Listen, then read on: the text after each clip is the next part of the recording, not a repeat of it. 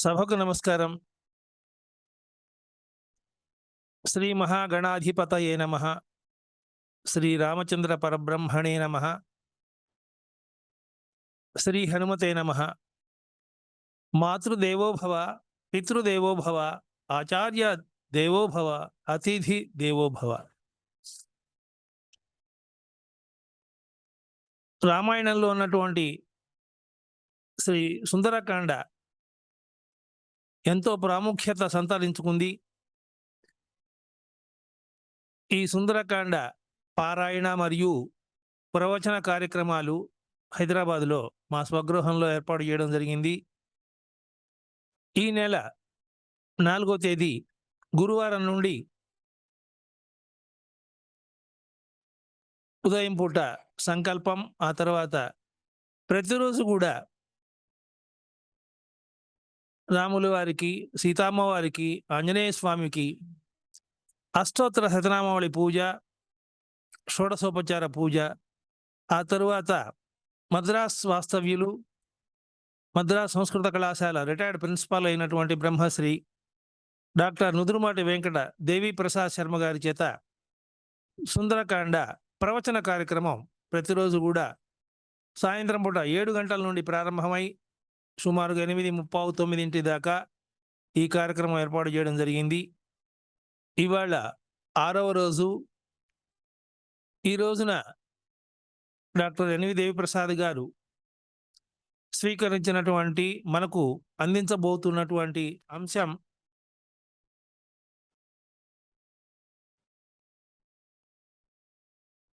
అంగుళీయక ప్రదానం. ఈ కార్యక్రమం కొద్ది క్షణాలనే ప్రారంభం కాబోతోంది. ఇక్కడ ఉన్నటువంటి వేదిక మీద ఉన్నటువంటి, ముందు ఉన్నటువంటి శ్రీరామ భక్తులకి, అలాగే జూమ్ కాన్ఫరెన్స్ ద్వారా లాగిన్ అయినటువంటి శ్రీరామ భక్తులందరికీ కూడా మా కుటుంబం తరపున హృదయపూర్వకంగా స్వాగతం పలుకుతూ ఉన్నాం. We extend a warm welcome to all the members who have logged in through Zoom conference, and also to those members who have physically present before the dais today in our house at Hyderabad for the scheduled discourse on Anguliyaka Pradhanam from Sundarakanda in Ramayana. సభా కార్యక్రమం, ప్రవచన కార్యక్రమం ప్రారంభించబోయే ముందు ప్రవచకులు doctor N V Devi Prasad Sharma వీరిని సాదరంగా వేదిక మీదకు ఆహ్వానిస్తూ ఉన్నాం.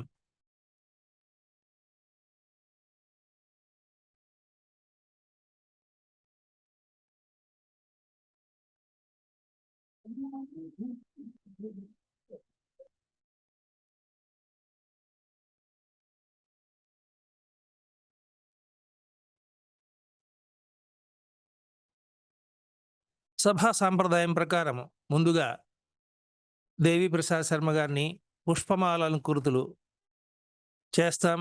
ఆ తరువాత కార్యక్రమం ప్రారంభం అవుతుంది.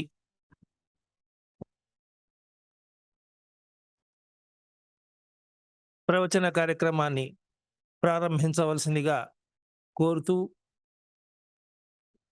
జూమ్ కాన్ఫరెన్స్లో లాగిన్ అయినటువంటి భక్తులందరూ కూడా మ్యూట్ చేసుకోవాల్సిందిగా కోరుతూ కార్యక్రమాన్ని ప్రారంభించవలసిందిగా కోరుతూ సెలవు తీసుకుంటాం.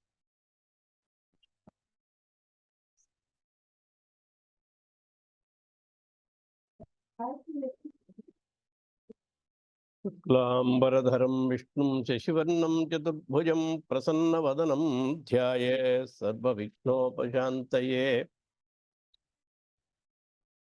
अगजानन पद्मार्कं गजाननमहर्निशम् अनेकदन्तं भक्तानाम् एकदन्तमुपास्महे। दोर्भिर्युक्ता चतुर्भिः स्फटिकमणिमयीम् अक्षमालां दधाना।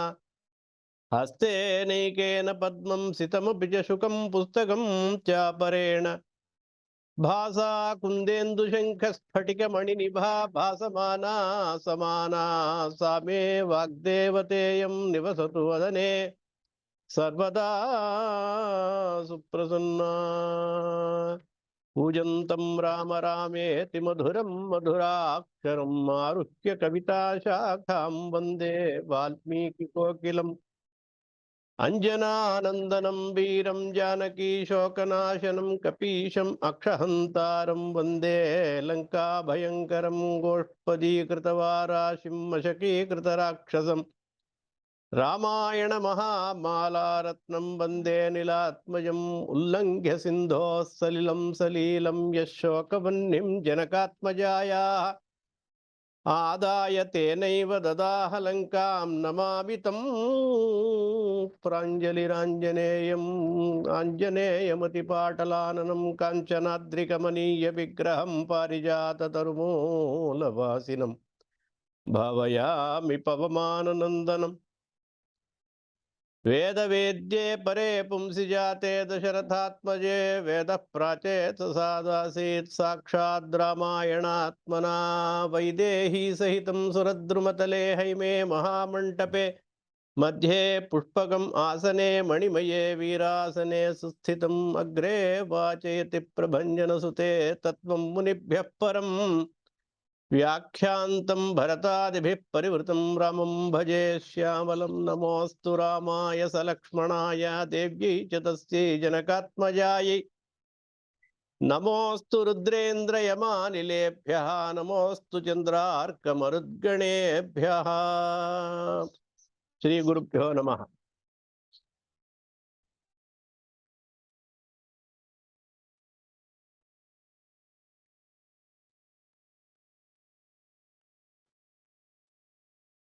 ఈ విధంగా సీతాదేవిని ఆశ్వాసపరిచి ధైర్యము చెప్పి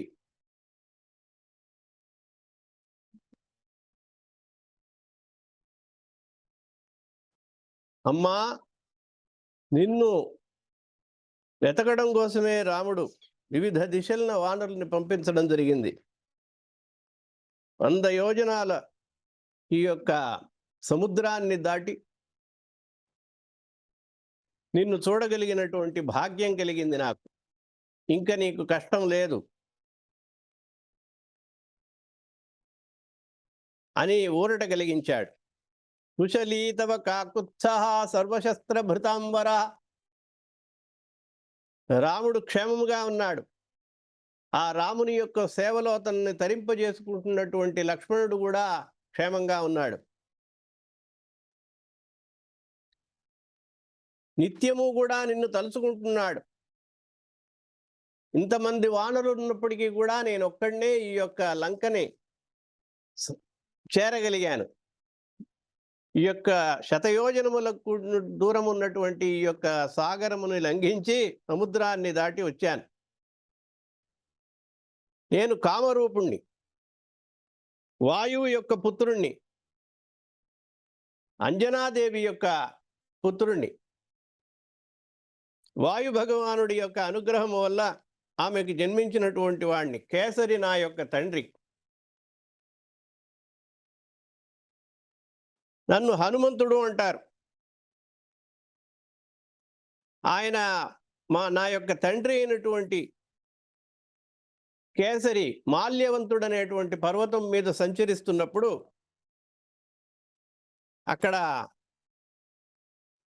తిరుగుతున్నప్పుడు దేవఋషిభిశ్చదిష్ట పితా మమ మహాకపి, అక్కడ ఒక రాక్షసుడిని సంహరించవలసిందిగా నన్ను నా యొక్క తండ్రిని ప్రార్థించగా అతన్ని సంహరించాడు. ఆ సమయంలో అతని యొక్క భార్య అయినటువంటి అంజనాదేవికి నేను కలిగాను. వాయువు యొక్క అనుగ్రహం వల్ల కలిగినందువల్ల నాకు వాయుపుత్రుడని కూడా పేరు ఉన్నది. నా యొక్క భీకరమైనటువంటి ఒక కార్యము వల్ల చిన్న వయసులో సూర్యుణ్ణి మింగడం కోసం ఒక పండుగ భావించి సూర్యుని వద్దకి ఎగిరి వెళ్ళేటప్పుడు సూర్యుని యొక్క ప్రార్థనను అనుసరించి దేవేంద్రుని యొక్క వజ్రాయుధ ప్రయోగము వల్ల ఆ వజ్రాయుధము నా యొక్క హనువు మీద తగలడం వల్ల అక్కడ ఎర్రని ఒక దెబ్బ తగిలిందనమాట. అందుకని నన్ను హనుమాన్ అంటారు. అందరికీ ముందరికి ఉండదు హనువు. నాకు ఆ యొక్క దెబ్బ తగలడం వల్ల వాచిందనమాట ఆ చోట. అందుకని ప్రత్యేకంగా అది ఎత్తుగా కనిపించడం వల్ల నాకు హనుమాన్ అని పేరు పెట్టారు.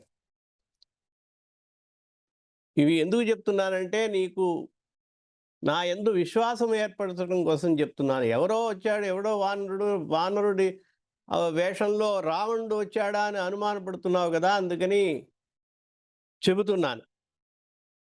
విశ్వాసార్థంతు వైదేహి, ఇంకా నీవు భర్త యొక్క గుణాతిశయాలను అడిగావు, అవన్నీ కూడా చెప్పాను. సాముద్రిక లక్షణ ప్రకారము అతని యొక్క ఊరువులు ఎట్లా ఉంటాయి, అతని యొక్క ఎత్తైనటువంటి రొమ్ము కలిగినటువంటి వక్షస్థలము కలిగినటువంటి వాడు, ఎత్తైనటువంటి నుదురు కలిగినటువంటి వాడు, విశాలమైనటువంటి నుదురు కలిగినటువంటి వాడు, ఒకంత ముందుగా ఉన్నటువంటి నాసిక కలిగినటువంటి వాడు. వీళ్ళందరూ చక్రవర్తి లక్షణాలు ఇవన్నీ కూడా. అటువంటి సకల విధములైనటువంటి చక్రవర్తి లక్షణోపేతుడై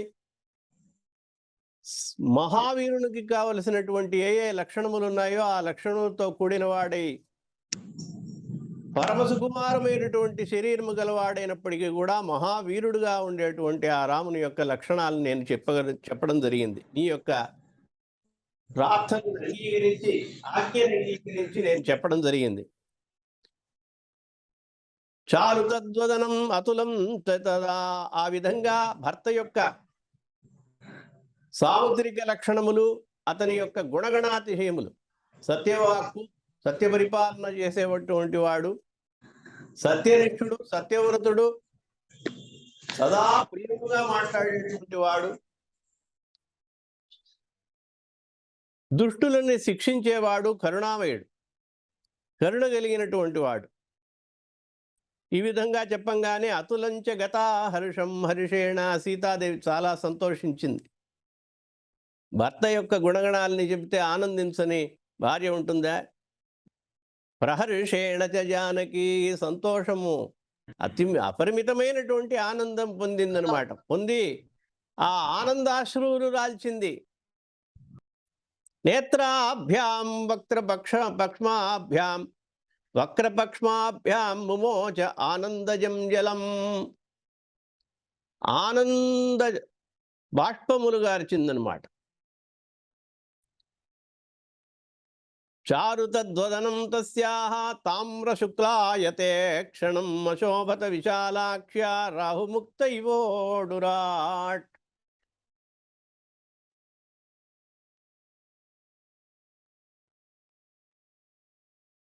ఏతత్తే సర్వమాఖ్యాతం సమాశ్వసి మైథిలీ, కిం కరోమి కథం వాతే రోచతే ప్రతియామ్యాం.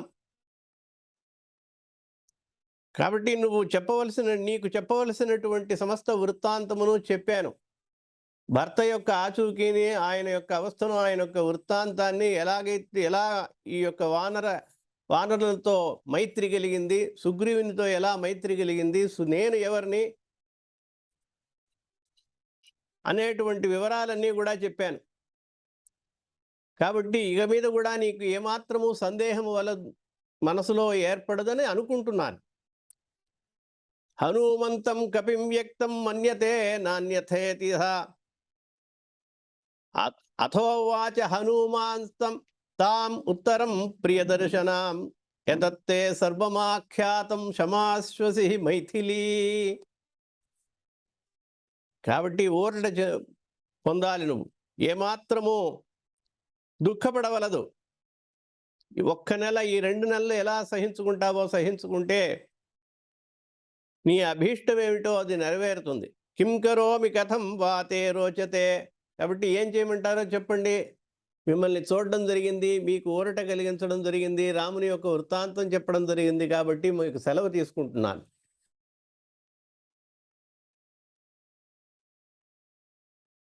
అని తన గురించి మళ్ళీ ఒకసారి చెప్పాడు, అనుమానం లేకుండా. కేసరి అనేటువంటి వాని యొక్క నందనుణ్ణి శంభసాధనుడు అనేటువంటి రాక్షసుడిని సంహరించినటువంటి కపిప్రవీరుడు కపిశ్రేష్ఠుడైనటువంటి కేసరి యొక్క క్షేత్రమైనటువంటి భార్య అయినటువంటి అంజనా గర్భ సంభూతుణ్ణి వాయుప్రభవో హిమైథిలి అంటే ఏంటంటే వాయు భగవానుడి యొక్క పుత్రుడు, అంటే వాయు భగవానుడికి ఏ యొక్క శక్తి ఉంటుందో ఆ శక్తి అంతా కూడా నా యందు కలదు, కాబట్టి విశ్వసించు అని తెలియజేస్తున్నాడు. ప్రభావతశ్చ అప్రతిమ అంటున్నాడు. ప్రభావంలో ఏమాత్రము వాయువుకి తీసిపోనటువంటి వాడిని, సర్వత్రా ఎప్పుడైనా ఎక్కడైనా సంచరించగలిగినటువంటి బల పరాక్రమములు శక్తిని కలిగి ఉన్నటువంటి వాడిని అని చెప్పాడనమాట. ఇంత చెప్పిన తర్వాత ఇంకా అప్పుడు అమ్మవారికి బాగా దృఢంగా నమ్మకం కలిగింది. ఈ నమ్మకం కలిగిన తర్వాత హనుమంతుడు మళ్ళీ మాట్లాడుతున్నాడు ఆవిడ దగ్గర. తెలుసుకున్నాడు ఆవిడకి మన మీద నమ్మకం కలిగింది, కానీ ఇంకా నమ్మకం కలిగించాలి.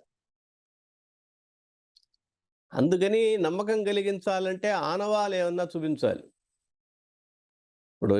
ఇప్పుడు లోకంలో ముద్ర అంటారు, సిగ్నేచర్ అంటున్నారు కదా, అలా చేసుకోవాలి.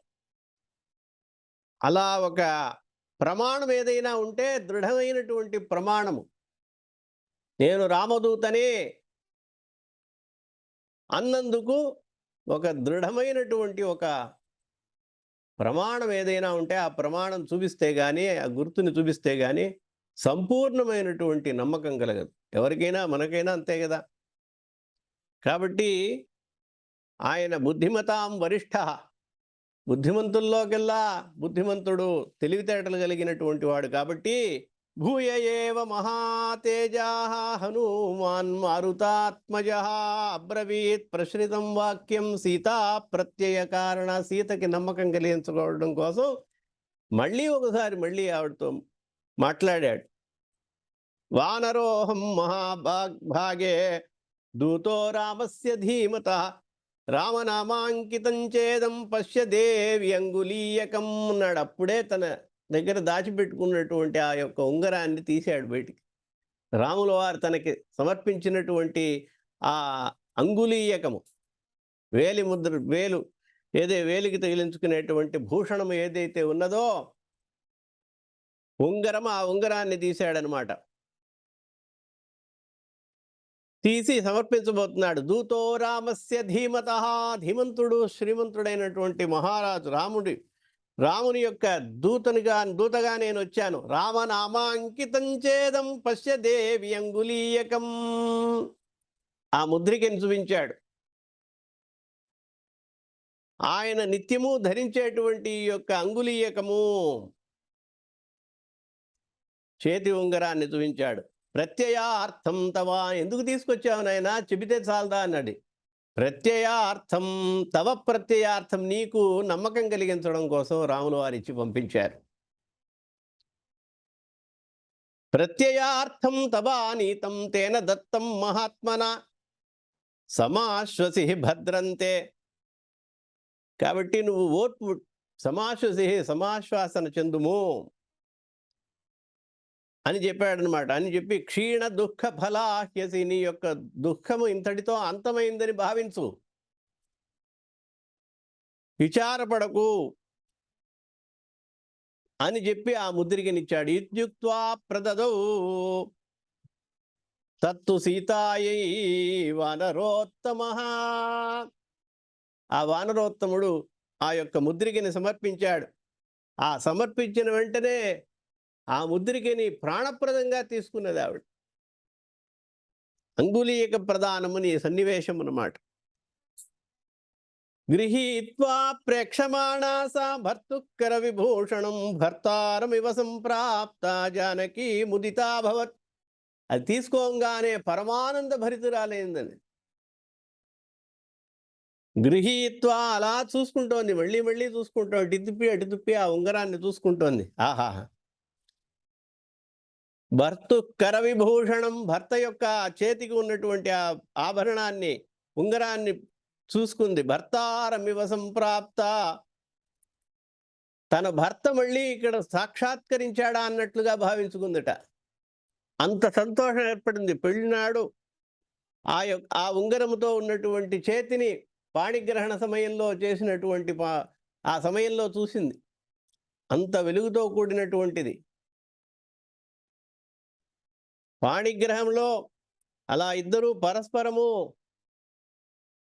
చూసుకుంటూ పరస్పరము ఆ అవలోకనంలో పాణిగ్రహణం అంటే అతన్ని రాముల వారు సీతాదేవి యొక్క చేయి పట్టుకుంటున్నాడు. ఆయనకి నూతనమైనటువంటిది అనుభవం, ఈవిడకి నూతనమైనటువంటి అనుభవం. అందుకని చేతులంతా చెమటతో అట్లాగే స్వేదముతో జలము ఆర్ద్రముగా ఉన్నాయన్నమాట. తడిసిపోయినాయి. ఆ తడిసిపోయినటువంటి చేతుల మధ్యలో ఈ యొక్క ఉంగరము ప్రభాసిల్లుతోందనమాట. అట్లా ప్రకాశిస్తున్నది. కాబట్టి అది తలుచుకున్నది.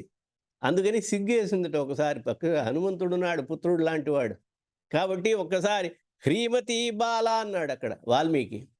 హ్రీ అంటే సిగ్గు అనమాట. అది జ్ఞాపకం వచ్చిందిట. కాబట్టి ఆవిడ ఆ యొక్క జ్ఞాపకాలన్నీ తెచ్చుకుందనమాట. ప్రణయ కలహంలో గోవిందరాజస్వామి వారు చెప్తారు వ్యాఖ్యానం ఇక్కడ. ప్రణయ కలహంలో ఒకానొకసారి సీతామ్మవారు అలిగిందిట. చిన్న చిన్న కోపతాపాలు వస్తూ ఉంటాయి, మళ్ళీ వాళ్ళే సర్దుకుపోతూ ఉంటారు అన్నమాట. అటువంటి ప్రణయ కలహాలు అంటే ప్రేమ చేత ఏర్పడేటువంటి కలహాలు అన్నమాట. వస్తుతః వేరే విషయాల వల్ల కలహం కాదు. ప్రేమ ఎక్కువైపోయి కొన్నిసార్లు కలహం వస్తుందన్నమాట. ఎందుకని లేటుగా వచ్చారు, నేను మీతో మాట్లాడను, అట్లా అన్నమాట. ఎక్కడికో మన ఇద్దరం వెళ్దామని చెప్పారే, ఇంత లేటుగా వస్తున్నారు, 9ంటికి వచ్చి ఇంకెక్కడికి వెళ్ళడం, ప్రోగ్రామ్ అంతా క్యాన్సిలేనా అంటారు. వెంటనే ఇంకా అదిగో అక్కడ టేబుల్ మీద అన్నం పెట్టండి, తీసుకోండి, తినండి. ఇవన్నీ ఏంటంటే ప్రణయ కలహాలు అంటారు. కాబట్టి ప్రీతి చేత ఏర్పడేటువంటివి. దంపతులకి ఎప్పుడు కూడా ఈ ప్రీతి చేత కలిగేటువంటి కలహాలు మధ్య మధ్య ఏర్పడుతూ ఉంటాయి. ఇవి చిన్న చిన్నవి ఏర్పడడం వల్ల ఏంటంటే ఇంకా అనురాగం ఎక్కువ అవుతుందన్నమాట. దానికి సూచకాలు ఇవన్నీ కూడా వాటిని సూచిస్తూ ఉంటాయి. కాబట్టి ఆ యొక్క భూషణాన్ని, కరభూషణమైనటువంటి ఆ యొక్క ఉంగరాన్ని ఇవ్వంగానే ఎన్నో జ్ఞాపకాలు వచ్చినాయి. తనకి వివాహం చేయడం, ఆ ధనుర్భంగం చేయడం, ఆ ధనుర్భంగం తర్వాత తన యొక్క జనకుడు తండ్రి అయినటువంటి జనక మహారాజు దశరథుని వెంటనే పిలిపించడం, ఆ పాణిగ్రహణ మహోత్సవము, ఇవన్నీ జ్ఞాపకం వస్తున్నాయి ఆ ఉంగరం చేత. ఆ ఉంగరం ఇవ్వంగానే ఇవన్నీ జ్ఞాపకం వచ్చినమాట. ఆ యొక్క ముచ్చెమటలు పోసి శరీరం అంతా తడిసిపోయి, ఎందుకంటే ఇద్దరికి కొత్త అవడం వల్ల పరపురుష స్పర్శ ఎరుగినటువంటిది కాదు కాబట్టి ఆవిడ కూడా, అలాగే ఇతను కూడా బ్రహ్మచర్యం, కఠిన బ్రహ్మచర్యంతో ఉన్నటువంటి వాడు కాబట్టి కొత్తగా ఈ పాణిగ్రహణము చేస్తున్నప్పుడు చెయ్యి వణుకుతుందన్నమాట. ఆర్ద్రమైనటువంటి చేతితో తీసుకున్నటువంటి ఆ యొక్క వేలికి ఉన్నది చూసింది అమ్మవారు. అవన్నీ తలుచుకుంటోంది. అలా ప్రణయ కోపం వచ్చినప్పుడు సీతాదేవి నేను మీతో మాట్లాడనని చెప్పి ఆశ ఉన్నది ఆవిడికి. ఇలా పరస్పరము ఒకళ్ళకొకళ్ళు నువ్వా నేనా అని కూర్చున్నప్పుడు రాముల వారు ఆ ఉంగరం ఎట్లా సీతాదేవి యొక్క కోపాన్ని పోగొట్టాలనుకున్నది, ఆ ఉంగరాన్ని చెయ్యి నుంచి జారినట్టుగా అట్లా కింద పడినట్టుగా కింద పడేసేట. ఆ కింద పడేయడంతో అయ్యో ఉంగరం కింద పడింది అని తీసి ఇచ్చిందిట. ఇక అప్పటితో కోపం పోయింది. ప్రణయ కలహం అనమాట. ఆ ప్రణయ కోపం అంతా పోయి ప్రసన్నురాలైపోయింది అమ్మవారు. ఇలా పరస్పరము తమకి జరిగినటువంటి సన్నివేశాలు జ్ఞాపకం వచ్చి ఆవిడేమందంటే, అందుకనే వాల్మీకి చెప్తా తతస్సా హ్రీమతి బాల, సిగ్గుపడిందిట అవన్నీ తలుచుకుని. బాల అన్నాడు అక్కడ చోటు. పెళ్ళయి 12 ఏళ్ళు పైన అయింది. అయినా జ్ఞాపకాలు అంత అనురాగం అనమాట. భర్తృ సందేశ హర్షిత, భర్త యొక్క సందేశాన్ని విని ఆ యొక్క ముద్రికని పంపించిన ఒక విశేషంగా తన యొక్క ఉంగరాన్ని జ్ఞాపకంగా అభిజ్ఞానం అంటారు సంస్కృతంలో. అభిజ్ఞానంగా అంటే గుర్తు తెచ్చుకోవడానికి కావలసినటువంటి ఏ వస్తువునైతే చూడంగానే ఫలానా వాళ్ళు అనేటువంటి గుర్తు వస్తుందో దానికి అభిజ్ఞానం అని పేరు అనమాట.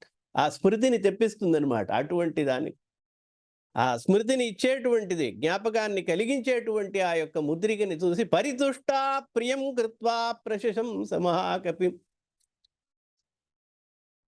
ఈ ముద్రికని ఇవ్వంగానే ఆవిడకి హనుమంతుడి మీద ఉన్నటువంటి ప్రీతి పలు రెట్లు ఎక్కువైపోయింది. ఇంతటి కష్టంలో ఉన్నదాన్ని ప్రీతి దాన్ని నన్ను దుఃఖసాగరం నుంచి విడిపించినటువంటి ఈ హనుమంతుడు ఎంత గొప్పవాడివయ్యా నువ్వు సంతోషపడింది అనమాట. హే హనుమన్, విక్రాంతస్త్వం సమర్థస్త్వం ప్రాజ్ఞస్త్వం వానరోత్తమ. విక్రాంతస్త్వం, నువ్వే పరాక్రమశాలి ఈ లోకంలో.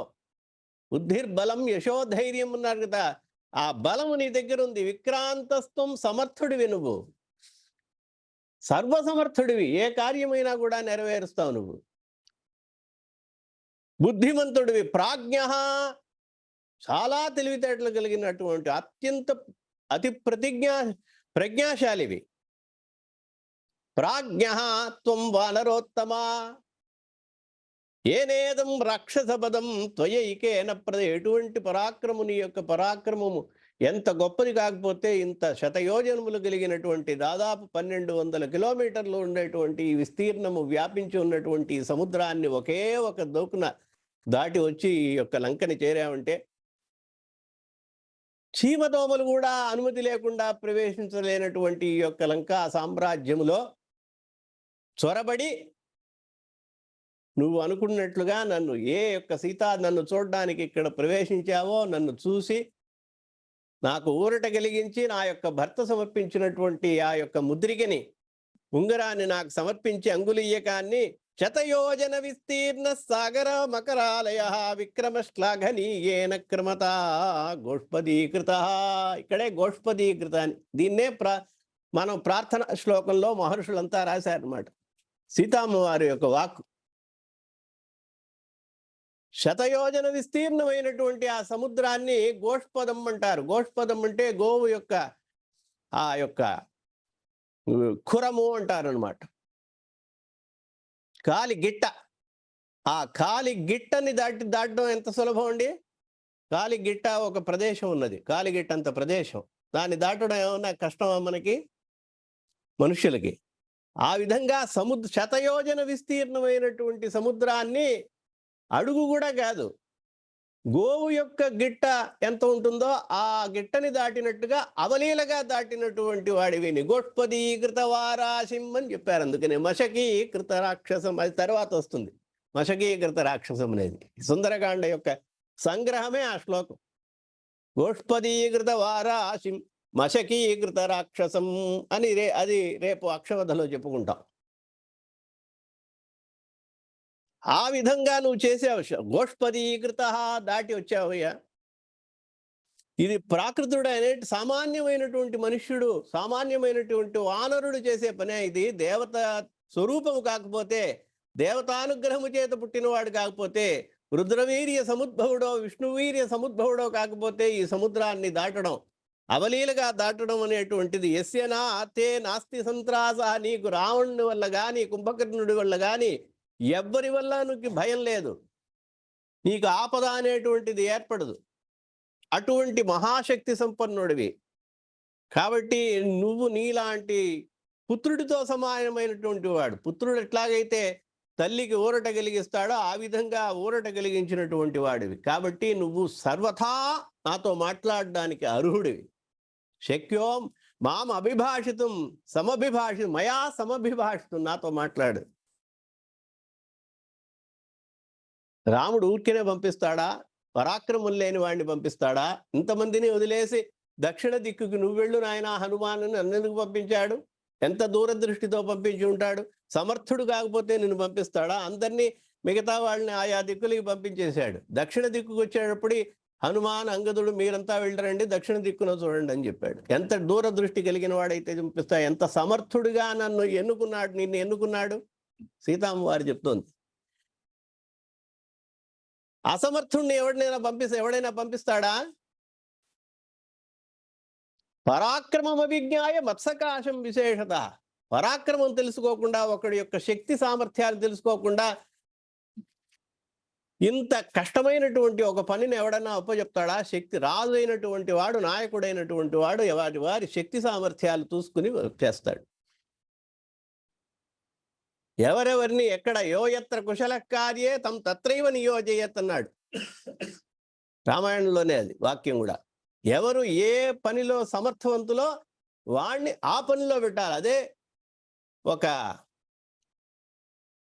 రాజు యొక్క కర్తవ్యం, ఒక నిర్వాహకుడి యొక్క కర్తవ్యం. నిర్వాహకుడు అందరూ నిర్వహణ చేస్తారు, మేనేజ్మెంట్ అంటారు వాళ్ళు, MBA చదవడం చేస్తున్నారు. ఎవరిని ఎక్కడ పెట్టాలో అక్కడ పెట్టాలి, ఎవరిని ఎక్కడ వినియోగించాలో తెలుసుకోవాలి. వాళ్ళ శక్తి సామర్థ్యాలను తెలుసుకుని ఫలానా వాళ్ళు చేయాలి. ఈవెంట్ మేనేజ్మెంట్ అంటే అది ఒకళ్ళ గొప్ప చెప్పాలి.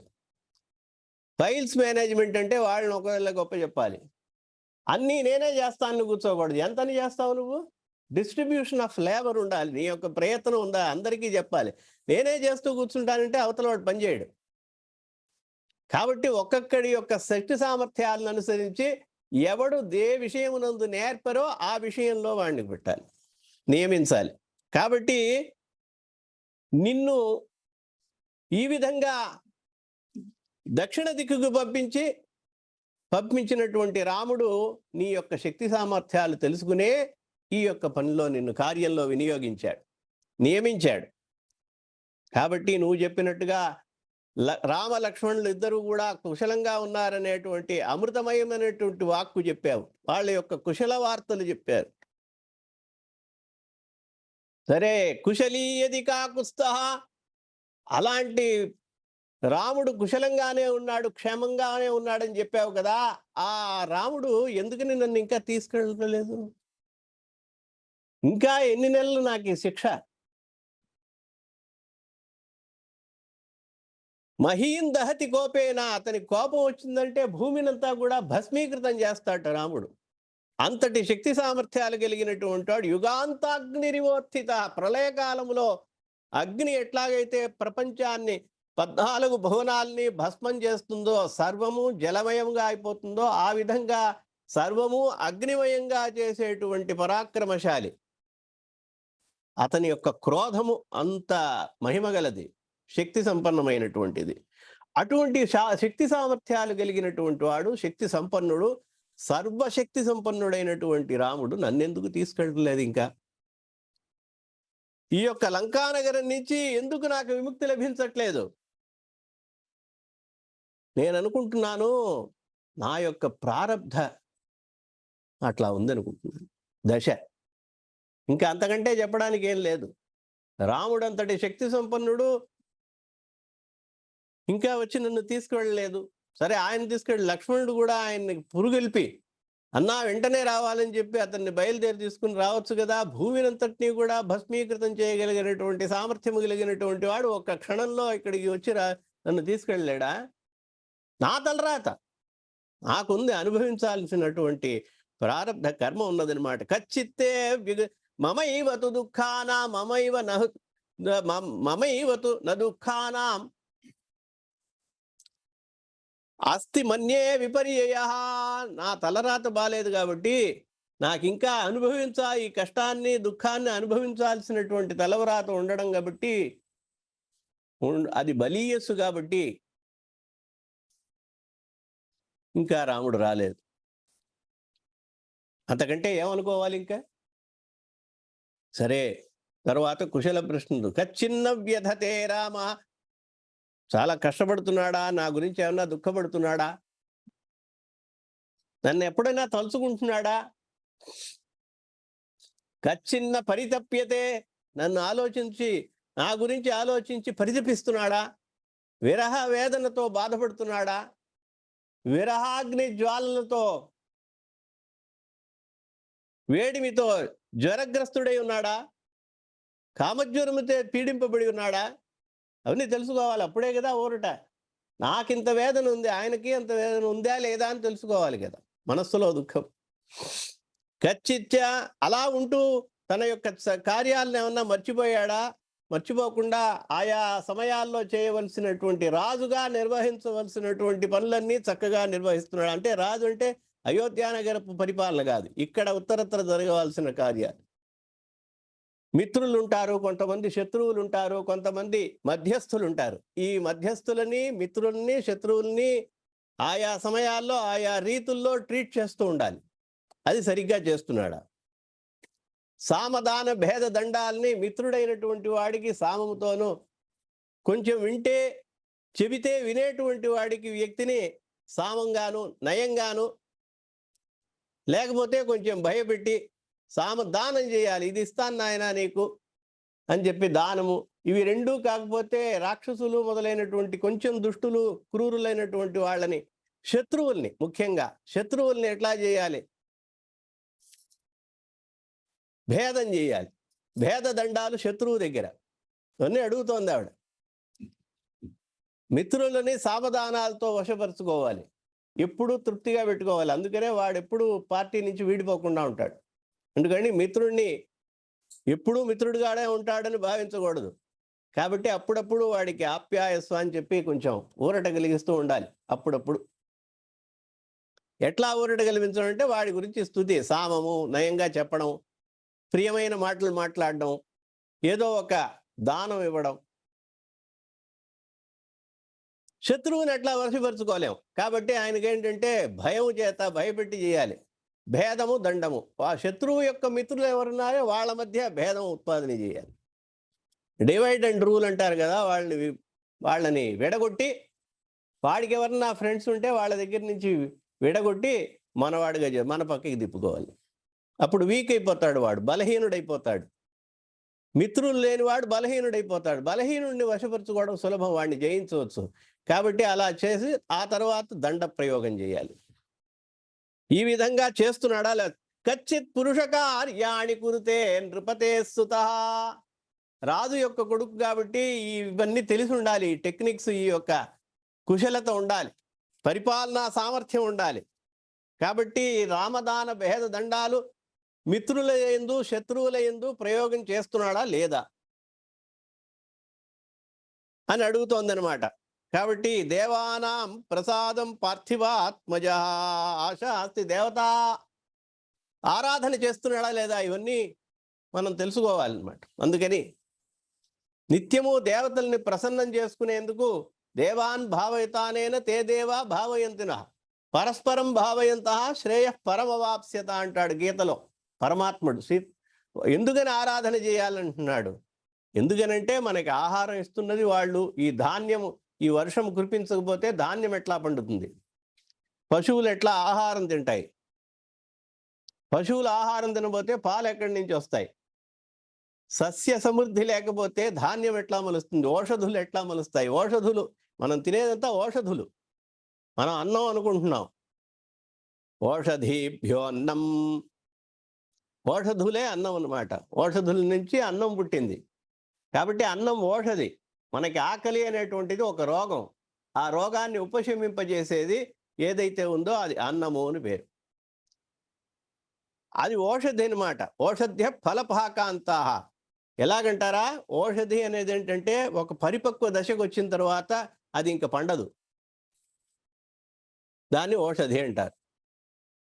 దాని కాయ ఏదైనా వచ్చిన తర్వాత ఇంకా ఆ చెట్టు ఏ చెట్టు అయితే, ఏ మొక్క అయితే ఉండదో, నశించిపోతుందో, పెరిగి ధాన్యాన్ని ఇచ్చి లేదు ఫలాన్ని ఇచ్చి, ఆ ఫలం ఇచ్చిన తర్వాత అరటి చెట్టు ఉంది, ఫలం ఇచ్చేస్తుంది. ఫలం ఇచ్చిన తర్వాత దాన్ని కొట్టేయాలి, ఇంకా దానికి మళ్ళీ జీవం లేదు. మళ్ళీ ఇంకోటి కింద నుంచి పుట్టుకు రావాలి, కానీ ఆ చెట్టుకి గెలవేసినటువంటి చెట్టు ఇంకా ఉండదు. కాబట్టి అది ఓషధి.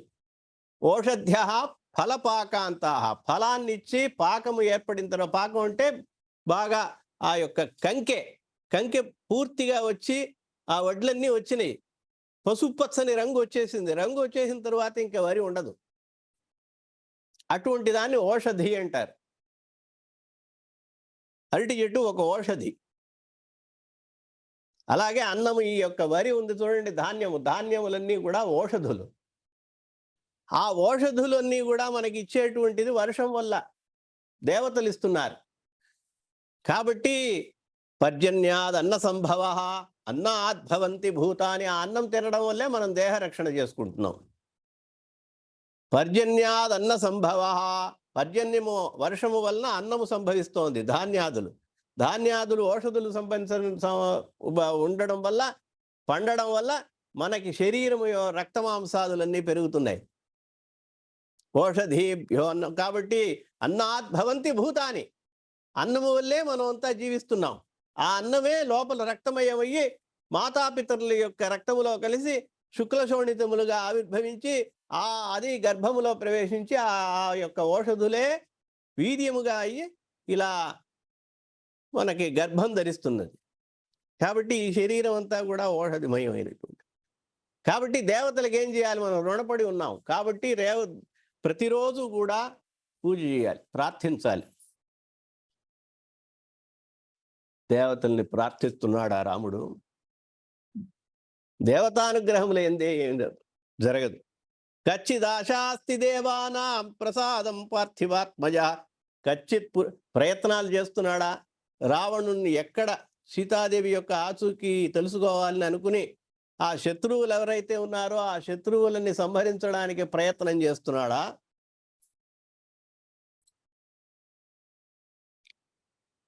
ఈ విధంగా తప్పు చేసిన వాడిని, స్నేహితుడైనా కూడా తప్పు చేసిన వాడిని శిక్షిస్తున్నాడా లేదా? ఇవన్నీ తెలుసుకోవాలి. కచ్చిన్న విగత స్నేహ, ఇవన్నీ చెప్పిన తర్వాత చెప్తోంది, నేను చాలా రోజులైపోవడం వల్ల, నేను వీడిపోయి చాలా రోజులు అవడం వల్ల నా మీద ప్రేమ ఏమైనా తగ్గిందే రాముడికి? నన్ను ఏమన్నా అనుకుంటున్నాడా? వివాసం, ఎందుకంటే ప్రవాసము అనేది, వివాసం అంటే విడిపోయి ఉండడం అనమాట. ఎక్కడో ఫారిన్లో ఉన్నాడు, ఇక్కడ ఈవిడ ఉన్నది. కాలక్రమేణా అనురాగం తగ్గిపోతుంది. ఇక్కడ దగ్గర ఉండి మొహం చూస్తూ ఉంటే ఎంతటి అనురాగం కలుగుతుందో ఆ అనురాగం అక్కడ ఉండదు.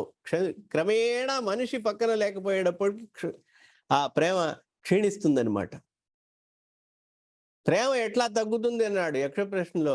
ప్రవాసాత్, ప్రవాసము, విడిపోయి విడివిడిగా ఉండడం వల్ల ప్రేమ తగ్గిపోతుంది అంటాడు ధర్మరాజు. కాబట్టి విగత స్నేహ వివాసాన్ మయి రాఘవ కచ్చిన్మాం వ్యసనాదస్మాత్.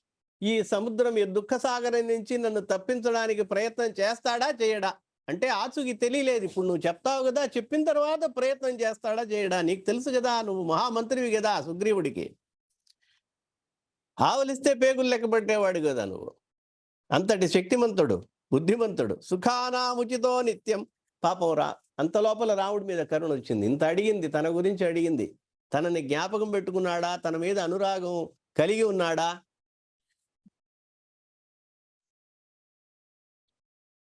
ఇలా వియోగం వల్ల ఏమైనా ప్రేమ తగ్గిపోయిందా అని అడిగింది. మళ్ళీ రాముడి మీద ప్రేమ పెరిగింది. పాపం రాముడు సుఖానాం ఉచితో నిత్యం. ఆయన ఎప్పుడు కూడా రాజకుమారుడిగా పెరిగినటువంటి వాడు. కష్టపడడం ఎరగడు పాపం. ఈవిడ సీతామ్మవారికి కరుణ వచ్చిందనమాట ఆవిడ. అయ్యో పాప, నిత్యం అసుఖానాం అనౌచిత. ఆయన ఎప్పుడు కూడా కష్టపడి ఎరగడు. అటువంటి వాడు ఏం చేస్తున్నాడు? నేను పక్కనుంటే అదొక ఊరట ఆయనకి. ఆయన ఒక సహాయం, కొండంత సహాయం. నేను లేకుండా ఆయన ఎంత దుఃఖం ఉత్తరమా అసాధ్య ఛిద్రామో నసీదతి. రాముడు కష్టపడుతున్నాడే, చాలా కష్టపడుతున్నాడా? ఎంతటి కష్టం వచ్చి పడింది ఆయనకి. కాబట్టి కౌసల్య బాగుందా? సుమిత్ర కులాసాగా ఉన్నారా? మా యొక్క అత్తగారులందరూ కులాసాగా ఉన్నారా? భర్తను అడిగింది. భర్తను అడిగిన తర్వాత అత్తగారిని అడిగింది. కౌసల్య కులాసాగా ఉన్నదా? సుమిత్ర ఎట్లా ఉన్నారు వారు? లక్ష్మణుడి యొక్క తల్లి. అభిక్షణం భరతుడు ఎట్లా ఉన్నాడు? క్షేమంగా ఉన్నాడా? నా మరిది భరతుడు. ఏ భరతుడినైతే శంకించాడో, లక్ష్మణుడు కూడా శంకించాడో, నేను కూడా ఎందుకు వస్తున్నాడో అని తెలిసిన భయపడినటువంటి వాడిని ఇక్కడ కూడా అరణ్యంలో కూడా మనల్ని ఉండనివ్వడా, సుఖంగా ఉండనివ్వడా అని అనుకున్నటువంటి భరతుడు సాక్షాత్తుగా వచ్చి అన్నగారి యొక్క అన్నగారిని నిర్బంధించి తప్పకుండా మీరు రాజ్యం తీసుకోవాలని చెప్పంగానే రాజ్యానికి నేను ఎట్టి పరిస్థితుల్లోనూ పితృవాక్య పరిపాలన మాట ఇచ్చిన వాడిని తప్పనని చెప్పినటువంటి రాముడిని నీ పాదుకలైనా అయ్యి నేను ఆ పాదుకల్ని సింహాసనంలో కూర్చోబెట్టి ఒక సన్యాసికి ఎట్లా ఉంటాడో ఆ విధంగా నేను యతి యొక్క ధర్మాన్ని తీసుకుని నేను వేచి చూస్తాను. ఇవాటికి సరిగ్గా 14 సంవత్సరాల తరువాత నిండిన తరువాత నిన్ను ఎదురు చూస్తున్నాను. అలా నువ్వు రాకపోతే ప్రాయోపవేశం చేస్తాను అని చెప్పినటువంటి భరతుడు. ఆ భరతుడు కులాసాగా ఉన్నాడు. క్షేమమేనా? కాబట్టి ఈ రాముడు నా యొక్క దుఃఖసాగరం నుంచి విడిపిస్తాడా అని చెప్పిందనమాట. ఈ విధంగా పలు ప్రశ్నలు వేస్తోంది. సీతాయా వచనం శృత, సీత యొక్క ఈ మాటలన్నీ విన్నాడు హనుమంతుడు. శిరస్యంజలి మాదాయ, నమస్కారం చేశాడు. ఆదాయ ఇలా నమస్కరించాడు అనమాట.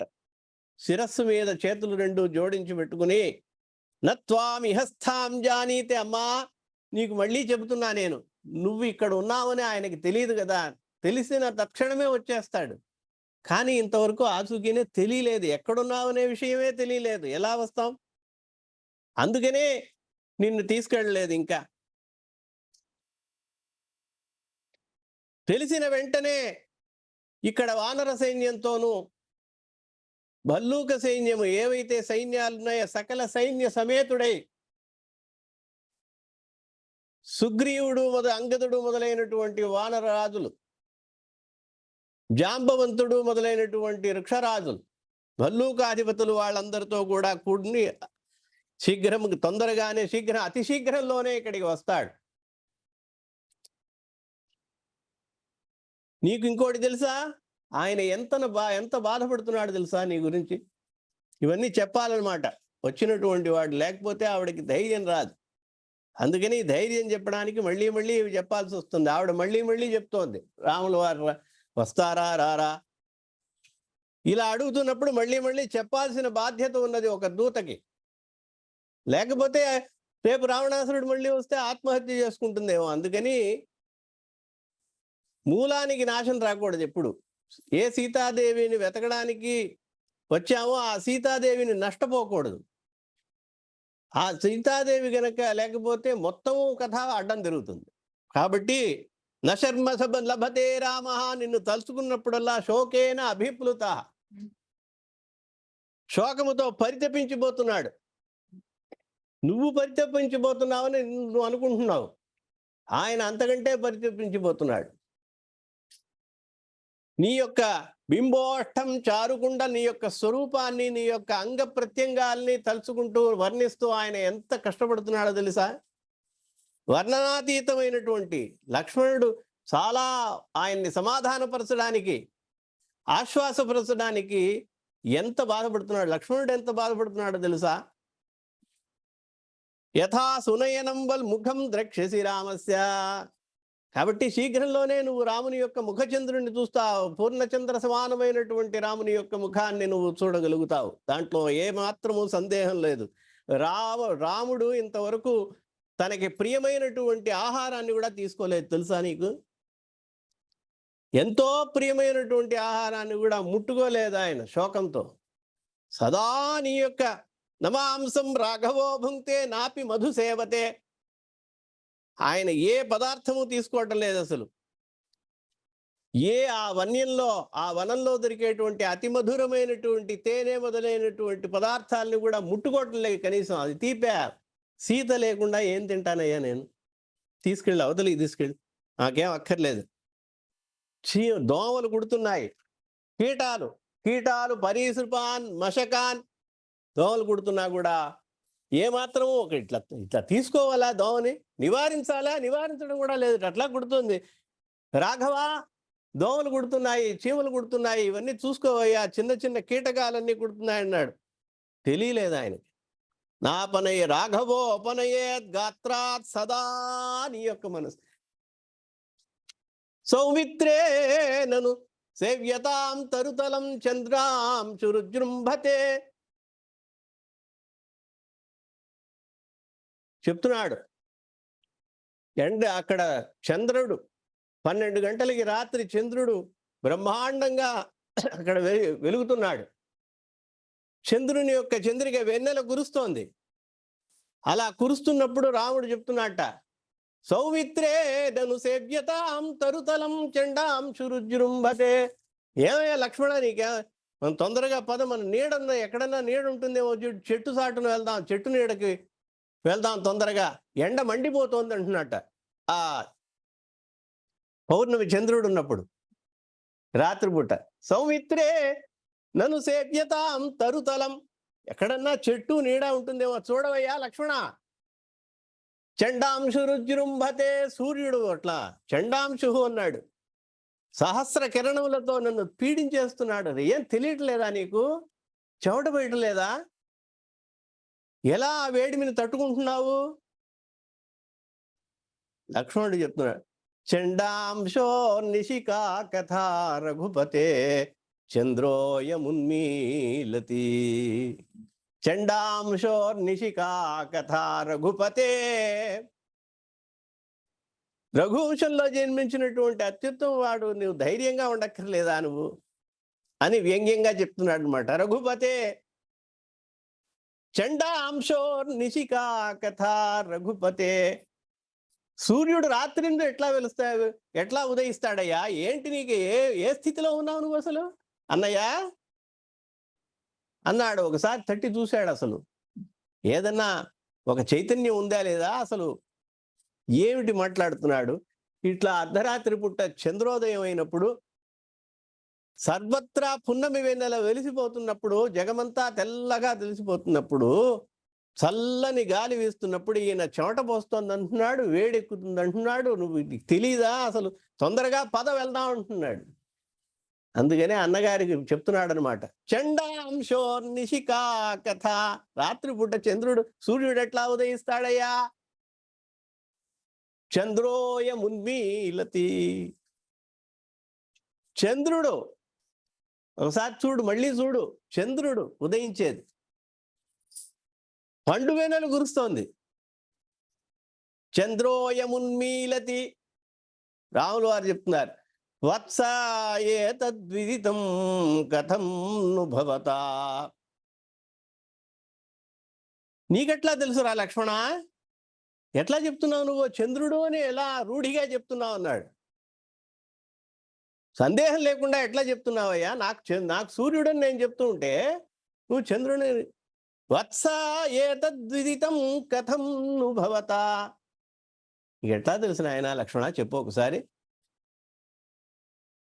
దత్తే కురంగం యతః. ఆయన లక్ష్మణస్వామి చెప్తున్నాడు, నీకు చెల్లిన అదిగో చూడు, దాంట్లో మృగాంకుడు అని పేరు చంద్రుడికి. మృగాంకుడు అంటే, మృగం అంటే లేడి, లేడి మధ్యలో ఉండడం వల్ల మృగాన్ని మచ్చగా కలిగినటువంటి వాడు, లేడిని మచ్చగా కలిగి కలంకముగా కలిగినటువంటి వాడు కనబట్టలేదా? మృగాంకుడు అని పేరు కదా ఆయన. శశాంకుడు మృగాంకుడు అంటారు కదా. దత్తే కురంగం యతః, లేడి ఉన్నది చూసుకో అన్నట్టు. అందుకని దృఢంగా చెప్తున్నాను, సూర్యుడి మధ్యలో ఏముందో మనకు కనబడుతుందా? అసలు చూడగలం ఆ కన్నెత్తి? ఇక్కడ చూస్తున్నాం, చూసావా? లేడి కనబడుతోంది మధ్యలో చంద్రుడిలో మచ్చ. ఆ మచ్చని బట్టి చెప్తున్నానయ్యా, చంద్రుడే. నీకు కావాలంటే భ్రమ ఉండొచ్చు, మాకెవరికి భ్రమ లేదు. అందరూ ఆహ్లాదకరంగా చంద్రుని యొక్క కాంతిని అనుభవిస్తున్నారయ్యా, నీకొక్కడికే వేడి అన్నాడు. దత్తే కురంగం యతః అన్నట. లేడి ఉన్నది చెప్పంగానే రాముల వారికి వెంటనే లేడి అనగానే లేడి కన్నులు జ్ఞాపకం వచ్చాయట. లేడి కన్నులు జ్ఞాపకం వచ్చడంగానే సీత యొక్క కన్నులు జ్ఞాపకం వచ్చాయి. సీత కన్నులు జ్ఞాపకం వచ్చి సీతాదేవి యొక్క ముఖ సౌందర్యం కనపడింది. అట్లా లేడి యొక్క కన్నుల నుంచి చూడడం ఎలా చూడాలి, అసలు కనుతీరి ఎట్లా ఉండాలి అని లేడి నేర్చుకుంటోందా? లేదు, లేడి యొక్క కన్నుల నుంచి ఎలా చూడాలి అనేటువంటి జానకి యొక్క కన్నులు నేర్చుకుంటున్నాయో తెలియదు అనమాట. అటువంటి కన్నులు గల లేడి కన్నులు కలిగినట్టు మృగనయన అంటారు కదా, హరిణీ ప్రేక్షణ అంటారు కదా, అటువంటి సీతామ్మవారి జ్ఞాపకం వచ్చి సీతాదేవి యొక్క విగ్రహం మొత్తము ఆ యొక్క రూపము జ్ఞాపకం వచ్చి వెంటనే ఏడుపు మొదలుపెట్టేట. ఎందుకు చెప్పామా అనిపించింది లక్ష్మణుడికి. దత్తే కురంగం యతః అంటే క్వాసి. రాములు వారు చెప్తున్నారు క్వాసి అంటే ఎక్కడున్నావు నువ్వు? సీతనే. క్వాసి ప్రేయసి హా కురంగనయనే క్వాసి క్వాసి క్వాసి ప్రేయసి హా క్వాసి ప్రేయసి హా కురంగనయనే. హే కురంగనయనే, హరిణీ ప్రేక్షణే, మృగనయన అయినటువంటి నువ్వు లేడి కన్నుల దానా, క్వాసి ప్రేయసి, ఎక్కడున్నావో నువ్వు, ఎలా ఉన్నావో ఎక్కడున్నావో నీ ఆచూకీ లేకుండా నేను ఉండగలనా? ఒక్క క్షణం కూడా నిన్ను విడిచిపెట్టి ఉండలేను. అటువంటి నువ్వు ఎక్కడ ఉన్నావనే ఆరంభించు. క్వాసి ప్రేయసి హా కురంగనయనే చంద్రాననే జానకి. చంద్రాననే అన్నాడు. చంద్రుడిని చూడగా చంద్రాననే అన్నాడు. చంద్రుని వంటి ముఖము కలిగినటువంటి దాని, లేడి కన్నుల వంటి కన్నులు గలదానివి ఎక్కడున్నావు నువ్వు? క్వాసి ప్రేయసి హా కురంగనయనే చంద్రాననే జానకి చంద్రాననే జానకి.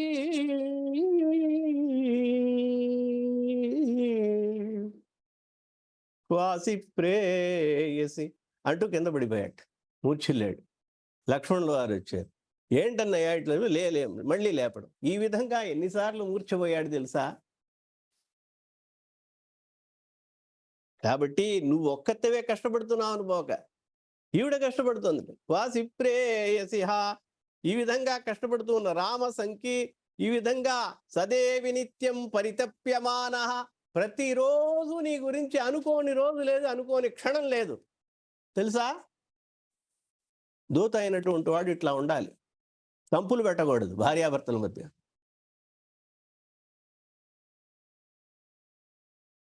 ఇట్లా ఉండాలి.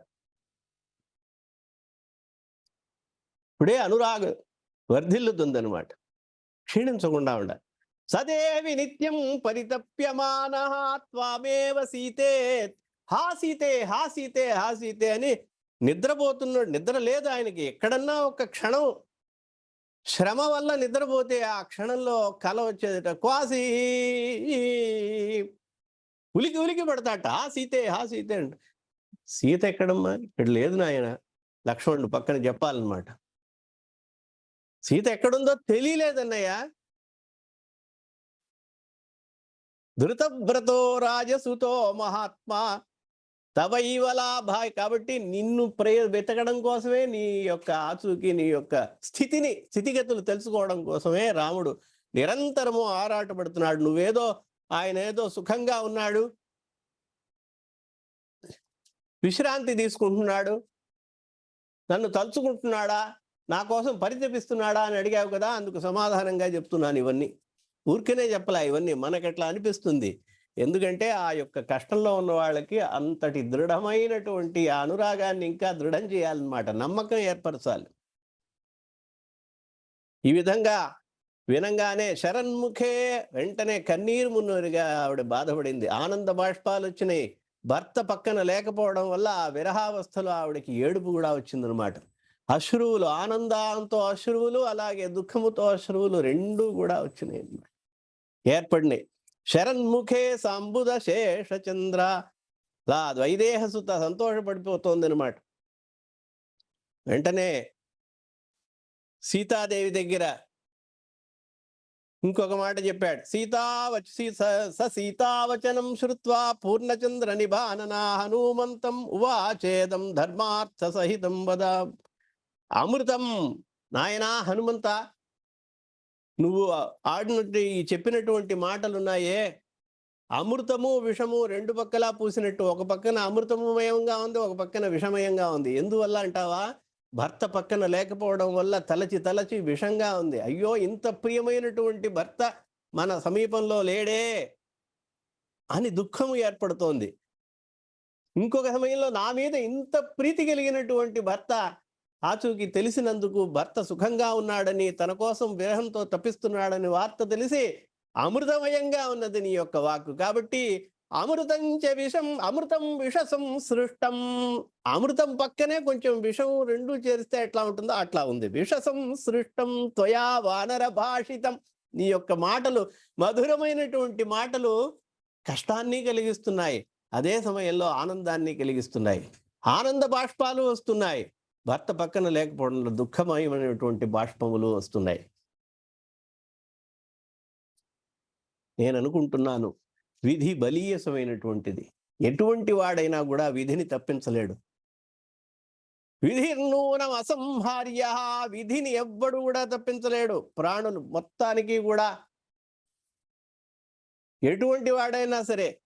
అసంభవం హేమమృగస్య జన్మ తథాపి రామో లులుభే మృగాయ అన్నాడు.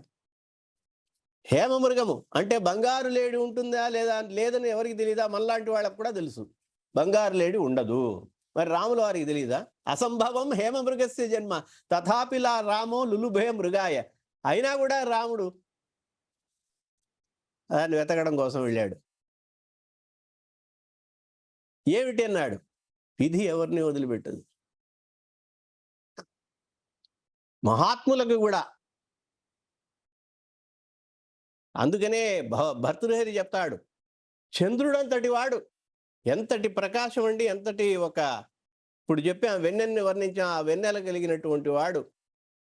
ఆ వెన్నెల అటువంటి చంద్రుడికి రాహు వల్ల భయం ఏంటండి? చంద్రుడు రాహుగ్రస్తుడు అవడం ఏంటి?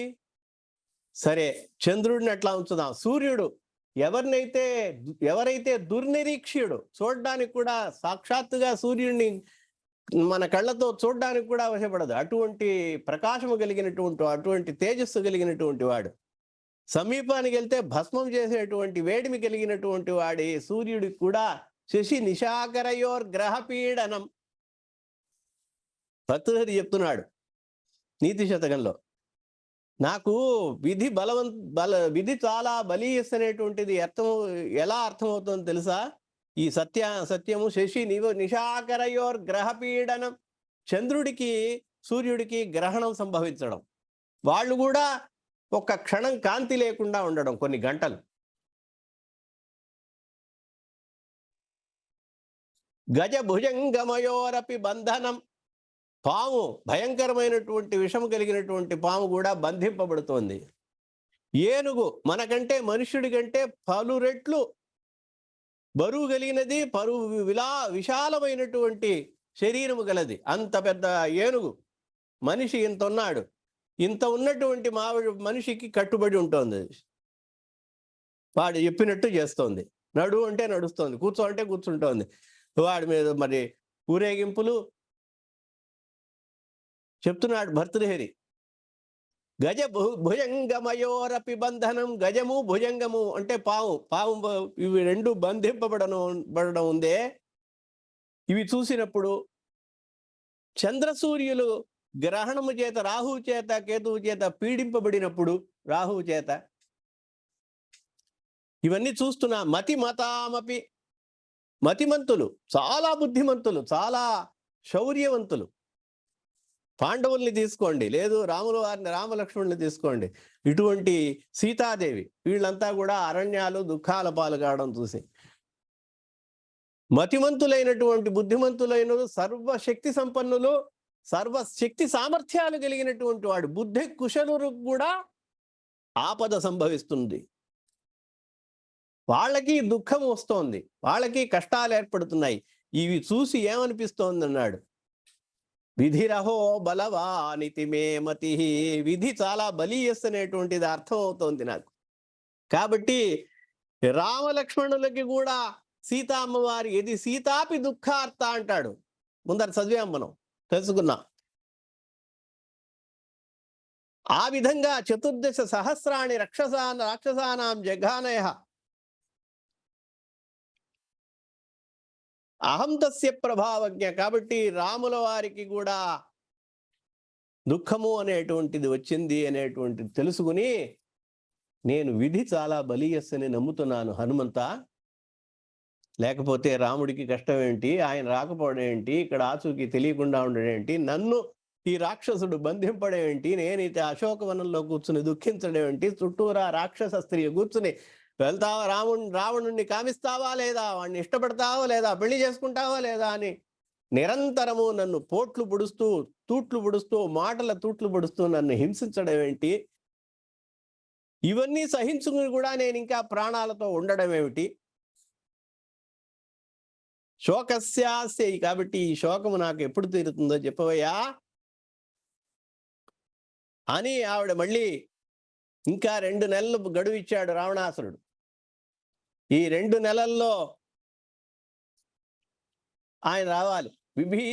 విభీషణేన ఇంకొకటి, నాకు ఇక్కడ మంచి వాళ్ళు ఎవరో ఒకళ్ళిద్దరు ఉన్నట్టున్నారు. నాకు విభీషణుడని ఎవరో రాక్షసరాజు యొక్క తమ్ముడు ఉన్నట్ట. ఆ విభీషణుడి యొక్క కూతురు ఒక ఆవిడ నాకు వచ్చి చెప్పింది. ఆ మూలంగా, ఆ అమ్మాయి మూలంగా నేను తెలుసుకున్నాను. ఏమని? విభీషణేన చ భ్రాత్రా మమ నిర్యాతనం ప్రతి. ఆ విభీషణుడు అప్పుడప్పుడు రావణాసురుడికి హితం చెప్తాట. నాయనా, హితం చెప్పేవాడు ఎవరు ఉండడు కదా. రాజుకి హితం చెప్పేవాడు అసలు ఉండడు, క్రూరుడికి హితం చెప్పేవాడు అస్సలు ఉండడు. అధికారంలో ఉన్నవాడికి హితం ఎవరు చెప్పరు, చెబితే చంపేస్తాడు. అందుకని తమ్ముడైనటువంటి విభీషణుడు అప్పుడప్పుడు చెప్పాట రావణాసురుడికి. ఆయన సీతని ఒప్పగించేసేసి ఏం చెప్పాట, మమ నిర్యాతనం ప్రతి, నన్ను ఇచ్చేసేమని చెప్పాట. చాలాసార్లు చెప్పినా కూడా ఆయన యొక్క బుద్ధిని ఏమాత్రము కూడా మార్చుకోలేదుట. తన యొక్క నిర్ణయాన్ని, లేదు సీతని నేను అనుభవించే తీరుతాను, రామునికి ఎట్టి పరిస్థితుల్లోనూ ఒప్పగించే ప్రసక్తి లేదు అని చెప్పాడు. కాబట్టి మమ ప్రతిప్రదానం, అది నన్ను మళ్ళీ రాముడికి ఇచ్చేటువంటి ఉద్దేశ్యము లేదు అనేటువంటిది నేను తెలుసుకున్నాను. ఎలా తెలుసుకున్నావంటావా? విభీషణుడి యొక్క జ్యేష్ఠ పుత్రిక ఒక ఆవిడ ఉంది, ఆ అనల అని పేరుట. ఆ అనల అనేటువంటి అమ్మాయి అప్పుడప్పుడు ఇక్కడికి వస్తూ ఉన్నది. వస్తూ నా యొక్క కుశల ప్రశ్నలు విచారిస్తూ ఉన్నది. రాక్షసుల్లో కూడా మంచివాళ్ళు ఉంటారు కదా, మనుషుల్లో కూడా దుష్టులు ఉంటారు కదా. అలాగే మనం నమ్మలేం. తయా మమేద, కాబట్టి ఈ విషయం చెప్పింది. కాబట్టి ఉత్సాహము, పౌరుషము, కరుణ, ఇవన్నీ కూడా రాముని యందు ఉన్నవి, రాఘవుని యందు సకల గుణములు ఉన్నవి. కాబట్టి 14,000 రాక్షసుల్ని ఒకే పెట్టున చంపినటువంటి, ఆ యొక్క సంహరించినటువంటి మహావీరుడు నన్ను తొందరగా వచ్చి కాపాడాలని నేను అనుకుంటున్నాను. ఈ సాగరం ఒక లెక్క ఆయనకి అనుకుంటే, ఆయన యొక్క ప్రభావం ఏంటో నాకు తెలుసు. ఈ విధంగా శోకముతో అశ్రుపూర్ణ నయన అయినటువంటి ఆ సీతాదేవి వచ్చిస్తుంటే ఆయన మళ్ళీ మళ్ళీ సమాధానం చెప్తున్నాడు. నీకు సమాధానం చెప్పి చివరికి ఆయన ఏం చెప్పాడు, నీకు అంత వేదన పడుతున్నావు కాబట్టి నేను ఒక ఉపాయం చెప్తున్నాను, నా యొక్క వీపు మీద ఎక్కి కూర్చో, తక్షణమే నిన్ను, ఇప్పుడంతా తొందర కదా, ఈ యుగం అంతా తొందర, అట్లాగే కాబట్టి తొందరగా వెళ్ళాలనుకుంటున్నావు. ఇప్పుడు నీ యొక్క మనస్సంతా కూడా రాముని మీద ఉండడం వల్ల నీకు తక్షణమే ప్రీతి కలిగించడం కోసం చెప్తున్నాను. నీ యొక్క దుఃఖములకి అంతాన్ని ఇప్పుడే వెతకదామని, ఆన్ ద స్పాట్ నీకు కావాలంటే, మమ పృష్టం అనింది అస్మాత్ దుఃఖాద్ ఉపారోహ, మమ పృష్టం అనిందిదే, నా యొక్క వీపు మీద కూర్చో. నీ వీపు మీద కూర్చున్న దాన్ని ఒకే క్షణంలో, ఒకే ఉరుకులో నేను అవతలికి తీసుకెళ్ళిపోతాను. రాముని దగ్గరికి తీసుకెళ్ళి రాముని యొక్క చంద్రుణ్ణి నీకు చూపిస్తాను. రాఘవాయాద్య మైథిలి ప్రాపయిష్యామి, నిన్ను దాటి అక్కడికి తీసి శక్రాయ హవ్యం హుతమివానల, ఎలాగైతే అగ్ని భగవానుడు మనం హుతం చేసినటువంటి హోమద్రవ్యాన్ని తక్షణమే వెళ్ళి దేవతలకి సమర్పిస్తాట. అగ్ని దేవతలకి సాక్షాత్తుగా ఇవ్వకూడదు. అగ్నిముఖావై దేవా అని వేదం చెప్తోంది. అగ్ని ఏది ఇవ్వాల్సుకున్నా కూడా అగ్నిముఖంగానే ఇవ్వాలి. అగ్నిముఖంగా అంటే అగ్ని ద్వారానే వెళ్ళాలి. అగ్ని ద్వారా వెళ్ళినటువంటి ద్రవ్యాన్ని సాక్షాత్తు ఇంద్రుడు ఎట్లా తీసుకుంటాడో ఆ విధంగా నేను ఇప్పుడు నా వీపు మీద కూర్చున్నా అంటే తక్షణము రాముడి దగ్గరికి తీసుకెళ్ళి, ద్రక్షస్యద్యైవ, ఇవాళ్లే తీసుకెళ్ళిపోతాను, నిమిషాల్లో తీసుకెళ్ళిపోతాను. లక్ష్మణ్తో కూడినటువంటి ఆ యొక్క నీ యొక్క ప్రియుడైనటువంటి నా యొక్క యజమాని అయినటువంటి రాముడి దర్శనం కలుగు. తద్దర్శన కృతోత్సాహం ఆశ్రమస్థం మహాబలం పురందరమివాసీనం నాకరాజస్య మూర్ధని పృష్ఠమారోహ మే దేవి. కాబట్టి వెంటనే నా వీపు మీద ఎక్క, ఇంకా ఆలోచించద్దు అన్నాడు. నహిమే సంప్రయ, నేను అట్లా నిన్ను ఎక్కించుకుని వెళ్తుంటే ఎవ్వరు కూడా నన్ను ఆపలేరు. రావణుడు కాదు, రాక్షసులు కాదు, ఎవరు వచ్చినా, త్రిలోకాధిపతులు వచ్చినా కూడా నన్ను ఆపలేరు. నువ్వు సందేహపడుతున్నావేమో. నేను ఇక్కడికి ఎట్లా వచ్చాను, ఆ మాత్రం నమ్మకం ఉందా నీకు? ఇంత సముద్రాన్ని 100 యోజనాల సముద్రాన్ని దాటుకుని ఇక్కడికి వచ్చినట్లే నేను మళ్ళీ నిన్ను తీసుకెళ్తాను. కాబట్టి ఏమాత్రము శంకించవలదు. హనుమన్ అన్నది మైథిలితో యాస్యామి పశ్య వైదేహి. ఇదిగో చూడు నా యొక్క పరాక్రమం చూడను. నేను చెప్పిన మాట విను ఉంది. మరి ఏం చేస్తాడు? అంత దుఃఖపడుతోంది ఆవిడ. తక్షణము చేయమన్నాడు. ఆవిడ వెంటనే మైథిలీతో హరిశ్రేష్ఠ శృత్వా వచనముత్తమం. ఆయన ఒకసారి నవ్విందిట ఆవిడ ఆ దుఃఖంలో కూడా. మైథిలీతు హరిశ్రేష్ఠ యొక్క హనుమంతుడు వార్త నాయన, నువ్వు కోతివి అనేది నిరూపించేసావు, చూసావా అంతే. ఎంతైనా నీ జాతి లక్షణం నీకు పోలేదయ్యా. వానర జాతికి చెందినటువంటి వాడని, ఇంత బుద్ధిమంతుడు అయినా కూడా వానర జాతికి చెందినటువంటి వాడు అని నిరూపించేసావు, చూసావా అన్నది ఆవిడ.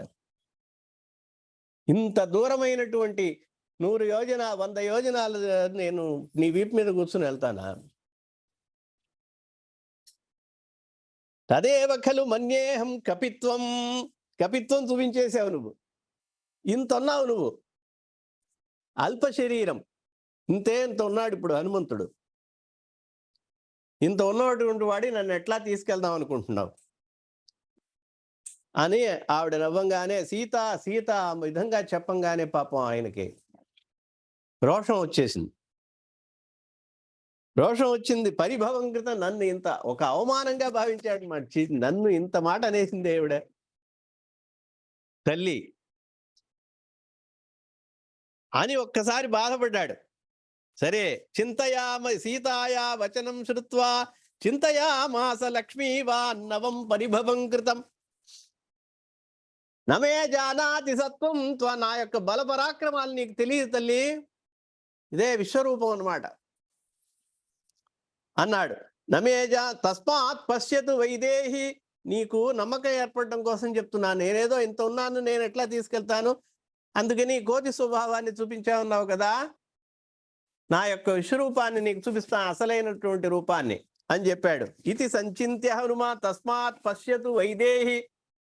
హే వైదేహి, నా యొక్క రూపాన్ని చూడు అని చెప్పి అలా మనస్సులో ధ్యానించుకున్నాడు. ఇది సంచింత్య హనుమాంతదా దర్శయామాస వైదేహ్యా స్వరూపం అరిమర్దన. శత్రు సంహారమూర్తి అయినటువంటి ఆ యొక్క హనుమంతుడు మనసులో అట్లా ధ్యానించుకున్నాడు. ఆయన కామరూపుడు. వెంటనే విశ్వరూపం ఎత్తాడు. ఆకాశాన్ని అంటుతోంది. క్రమక్రమంగా పెరిగి ఆకాశాన్ని అంటినటువంటి స్వరూపం. అస్మాత్ పాదపాత్, ఆ చెట్టు మించి దిగాడు. ఆప్లుత్య, ఒక్క పెట్టున కిందకి దిగాడు. దిగి పెరుగుతున్నాడు. మేరు మందర సంకాశ బభౌ దీప్తానల ప్రభ.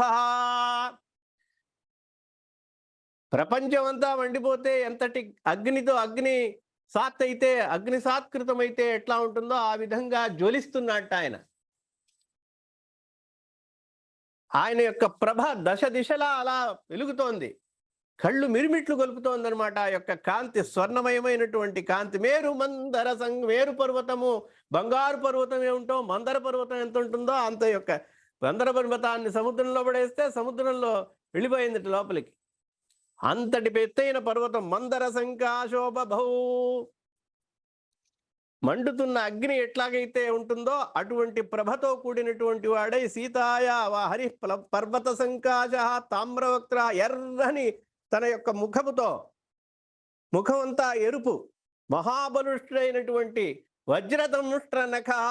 వజ్రముతో కూడినటువంటి నఖములు, దంష్ట్రములు, పళ్ళు కలిగినటువంటి వాడి వికృతమైనటువంటి తన యొక్క విశాలమైన పళ్ళు, కోరపళ్ళతో అలా తన యొక్క భయంకరమైనటువంటి రూపాన్ని చూపించాడు అన్నమాట. వజ్రదంష్ట్ర నఖో భీమో వైదేహి మిదమబ్రవీత్. ఇట్లా అంటున్నాడు స్వామి. సీత అమ్మవారు ఇలా చూసింది. చెట్టు మీద చూసినటువంటి ఆవిడ ఇలా చూస్తూ ఉన్నది. ఆవిడ రూపం అద్భుతంగా ఉంది, అంతం కనిపించట్లేదు, అటువంటి రూపం అన్నమాట. ఆయన యొక్క పాదాలు ఈవిడ సీత ముందర ఉన్నాయన్నమాట, కనిపిస్తున్నాయి. భూమి ఆకాశంలంటేటువంటి అటువంటి విశ్వరూపాన్ని చూసింది. సపర్వత మనోద్దేశాం సట్టప్రాలంకామిమా, వెంటనే చూసింది సీతా అమ్మవారు చెప్పి సీతా అమ్మవారు చూసింది, ఆహా ఎంత అద్భుతమైనటువంటి శక్తి సంపన్నుడు ఈయన, ఇంత శక్తి సంపన్నుడు కాబట్టే రాముడు పంపించాడు. వెంటనే అర్థం చేసుకున్నది. ఆవిడ ప్రతిభాశాలి కదా అమ్మవారు, అమ్మవారికి తెలియకుండా ఉంటుంది. నాయనా నువ్వు ఈ అట్ట ప్రాకారములతో ఈ ప్రాసాదములతో కూడినటువంటి సమస్త లంకని నువ్వు నీ యొక్క తోక ఎందు అట్లా అవలీలగా తీసుకుని మోయగలిగినటువంటి సామర్థ్యము కలిగినటువంటి వాడివి నువ్వు. మాట మార్చేసింది, అట్లా చెప్పింది ఇట్లా చెప్పేసింది. తదవస్థాప్యతాం బుద్ధి, కాబట్టి నాకు ఏమాత్రము కూడా దాంట్లో సంశయం కలగలేదు. కాబట్టి నువ్వు ఇప్పుడైనా నమ్ము అని చెప్పాడు. ఆయన చెప్తున్నాడు మళ్ళీ, ఈ లంకని మొత్తాన్ని కూడా నా యొక్క వాలమునందు వహించి తీసుకెళ్ళగలిగినటువంటి సామర్థ్యం ఉన్నది నాకు. నువ్వు ఒక లెక్క, కాబట్టి నా పృష్ఠములో నువ్వు ఎక్కిరా, ఇప్పుడే తక్షణం తీసుకెళ్తానన్నాడు. అప్పుడు ఆవిడ చెప్తోంది, నీ యొక్క బల పరాక్రమములన్నీ నాకు అర్థమయ్యాయి. వాయువు వలె నీకు గతి ఉన్నదని తెలుసు, నాకు తేజస్సు ఉన్నదని తెలుసు, ఉదధి సముద్రాన్ని దాటగలవని చెప్తున్నావు. సముద్రాన్ని దాటి ఇక్కడికి వచ్చినప్పుడే నీ యొక్క శక్తి సామర్థ్యాలు నాకు అర్థమైనాయి. కానీ జానామి గమనే శక్తి, నీ యొక్క బల పరాక్రమాలు నాకు తెలుసు. వాయువేగముతో నువ్వు వెళ్ళగలవని తెలుసు. వాయుపుత్రుడని నువ్వు చెప్పినప్పుడే నేను అర్థం చేసుకున్నా. వాయువు వలె వెళ్తానని నువ్వు ఒక మాట చెప్పావు. అతనికి సమమైనటువంటి బలపరాక్రములు గలవాడిని అని చెప్పావు, అప్పుడే నాకు అర్థమైపోయింది. కాబట్టి నువ్వు వెళ్ళేటప్పుడు ఒక సంశయం ఉంది, పతితా అహం ఆకాశ సంపన్న.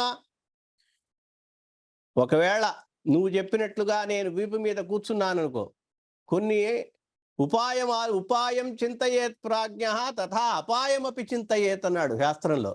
ఉపాయం ఆలోచించవచ్చు, కానీ ఉపాయం ఆలోచించిన తర్వాత దానివల్ల వచ్చేటువంటి అపాయం కూడా ఆలోచించాలి. కాబట్టి నీ యొక్క పృష్ఠముని అధిరోహించి వీపు మీద ఎక్కి నేను కూర్చున్నాను అనుకో, అలా ఆకాశంలో వెళ్తున్నాను అనుకో, వెళ్తున్నప్పుడు ఈ రాక్షసులందరూ అడ్డుపడతారు, సందేహం లేదు దాంట్లో.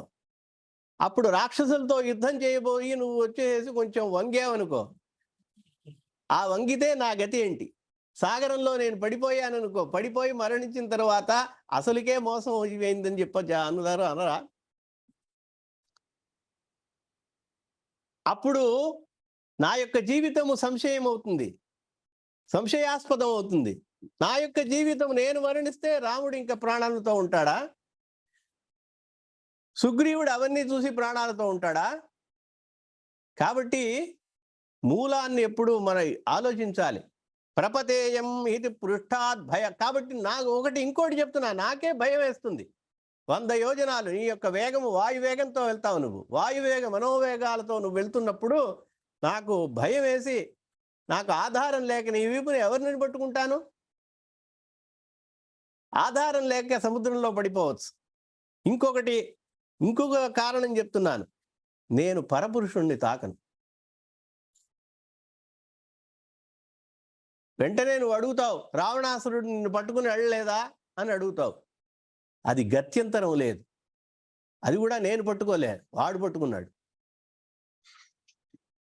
నేను ఆయన్ని స్పృశించలేదు. కాబట్టి అక్కడ కూడా నేనేమి చేయలేదు. పరపురుషుణ్ణి గత్యంతరము లేనటువంటి పరిస్థితి వేరు, గత్యంతరం ఉన్నప్పుడు అవస్థ వేరు. తెలుసుకుని పరపురుషుణ్ణి తాకేది. అతడు ఎత్తుకుపోతుంటే నేనేం నిస్సహాయ పరిస్థితిలో, నేనేమి చేయలేని పరిస్థితిలో పరపురుష స్పర్శ నాకు జరిగింది. ఇప్పుడు తెలుసుకుని నీ మీద నేను వీపు మీద ఎక్కి వెళ్తానా? ఇంకొకటి, నువ్వు అట్లా వెళ్తే నా యొక్క భర్త అయినటువంటి రాముడికి అపకీర్తి వస్తుంది. భార్యని కాపాడుకోలేనటువంటి వాడు అని ఒక అపకీర్తి వస్తుంది. మహాశక్తి సంపన్నుడు, రఘువంశములో జన్మించి సూర్యవంశములో జన్మించినటువంటి వాడు, 14,000 మంది రాక్షసుల్ని సంహరించిన వాడు, ఖరదూషణాదుల్ని సంహరించినటువంటి వాడు, అటువంటి బలపరాక్రమోపేతుడు చిట్ట చివరికి ఒక భార్యని తెచ్చుకోలేక ఒక కోతి ఒక ఆవిడ తీసుకొచ్చి ఆ వీపు మీద ఒక్కసారిగా చేరేశాడయ్యా అని రేపు చరిత్ర చెప్పుకుంటారు. నా భర్తకి అపకీర్తి నా వల్ల రాకూడదు. ఇన్ని కారణాలున్నాయి. కాబట్టి నువ్వు తీసుకెళ్ళవు, నీ యొక్క శక్తి సామర్థ్యాలు మట్టుకు మాత్రము కాదు, నా ప్రాణము నిస్సంశయంగా. ఇంకొకటి, ఆ రాక్షసులందరితోనూ నువ్వు యుద్ధం చేస్తున్నప్పుడు నీకు జయం కలగచ్చు, లేదు వాళ్ళకి జయం, నీకు పరాజయం కలిగి వాళ్ళకి జయం కలగవచ్చు. యుద్ధం ఎప్పుడు కూడా సంశయాస్పదమే, నిశ్చయమైనటువంటిది కాదు. జయాపజయంబులు దైవాధీనంబులు. కాబట్టి ఈ కారణాల చేత నేను రాలేను అని చెప్పిందనమాట. సరే, రాలేనని చెప్పిన తర్వాత తతస్స కపిశార్దూల, కపిశార్దూలుడు అయినటువంటి రాముడు సీతని అడిగాడనమాట. వాక్య విశారద, ఎలా మాట్లాడాలో తెలిసినటువంటి వాడు, విశారదుడు అన్నాడు. వాక్యము ఎలా మాట్లాడాలో తెలిసినటువంటి, దాంట్లో గొప్ప నేర్పరి అన్నాడు. నీవు చెప్పింది నీకు అందం. ఇంకొకటి, ఆయన్ని నీ యొక్క కోతి జాతిని నువ్వు నిరూపించేశావు, నీ జాతి లక్షణాన్ని చూపించావు అని చెప్పింది కదా. అందుకని ఈయన కూడా కొంచెం అలా ఇండైరెక్ట్గా అనమాట, సాక్షాత్తుగా వ్యంగ్యంగా చెప్తున్నాడు. స్త్రీ స్వభావాన్ని నువ్వు కూడా నిరూపించావమ్మా అంటే ఇది సాక్షాత్తుగా చెప్పలా, వ్యంగ్యంగా మనకి తెలుసుకోవాలి. స్త్రీ స్వభావస్య, నువ్వు స్త్రీ అనేటువంటిది నిరూపించావు. నన్ను ఎట్లాగైతే అన్నావో నువ్వు కూడా నీ యొక్క స్వభావాన్ని నిరూపించావు. ఎంతైనా క్షత్రియ కన్యవు కదా, గట్టిగా పట్టుకోవచ్చు కదా, కానీ స్త్రీ అనేటువంటి ఒక స్వభావాన్ని నిరూపించావు. అలాగే పతివ్రత అనేటువంటిది నిరూపించావు. సాధ్వీనాం వినయస్య చ, నీ యొక్క వినయము, భర్తకి కీర్తి తీసుకురావాలి, భర్తే తనని తీసుకెళ్ళాలి, అదే అతనికి కీర్తి. అతని కీర్తికి ఏమాత్రము భంగం వాటిల్లకూడదని చెప్పావు. చూసావా, చాలా చాలా నువ్వు ఒక్కతవే ఆ విధంగా ఆలోచించి చెప్పగలవు, పతివ్రత శిరోమణి అని చెప్పాడు. అని చాలా సంతోషించినటువంటి వాడై, ఎది నోత్సాహసేయాతం, సరే నువ్వు అంత రాదలుచుకోలేదు కాబట్టి నిన్ను శ్లాఘిస్తున్నాను. నీ పాతివ్రత్యాన్ని, నీ యొక్క ఆలోచన విధానాన్ని, నీ యొక్క భర్త యొక్క కీర్తి యందు నీకున్నటువంటి ఒక ఉత్సాహాన్ని, కీర్తి అభిమానాన్ని అన్నిటినీ కూడా నేను గౌరవిస్తున్నాను. అటువంటప్పుడు నువ్వు సాక్షాత్తుగా రాలేనని చెప్పడం వల్ల నిన్ను చూసినందుకు గాను ఒక ఆనవాలు నాకు ఇవ్వాల్సింది. ఏదన్నా ఒకటి, రాముడు నమ్మచ్చు నమ్మకపోవచ్చు, ఎవరినో చూసి వచ్చావు, లేదు మాట్లాడొచ్చావు, నేనే అబద్ధం చెప్పాను అనుకోవచ్చు. నమ్మకం కలిగించేందుకు ఆయన ఎట్లాగైతే ఉంగరాన్ని ఇచ్చాడో, ముద్రికనిచ్చాడో, అలా నువ్వు కూడా ఒక జ్ఞాపికని, అభిజ్ఞానాన్ని ఇచ్చినట్లయితే నేను సంతోషపడతాను. ఏది నోత్సాహసేయాతుం మయా అసార్థం అనిందితే అభిజ్ఞానం ప్రయచ్చత్వం, అభిజ్ఞానాన్ని ఇమ్మని చెప్పింది ఒక ఆనవాలిని. ఏవముక్తో హనుమత, వెంటనే హనుమంతుడికి చటుక్కున ఆవిడ బాష్పగ్రథిత అక్షరం మెల్లగా ఈ విధంగా చెప్పిందిట. తన యొక్క చీరలో ముడి వేసుకున్నటువంటి, ఎక్కడో మూల దాచుకున్నటువంటి ఆ యొక్క శిరోమణిని తీసుకున్నది. ఆ శిరోమణిని తీసుకున్న, చూడామణి అంటారు ఇక్కడ పెట్టుకునేది, ఆ చూడామణిని తీసుకుని ఇచ్చింది. దీనికి శిరస్సు పైన ఉండేదానికి చూడా అని పేరు అన్నమాట. అక్కడ ధరించేటువంటి చూడామణి అని పేరు, శిరోమణి అంటారు అన్నమాట. ఆ చూడామణిని తీసుకున్నది.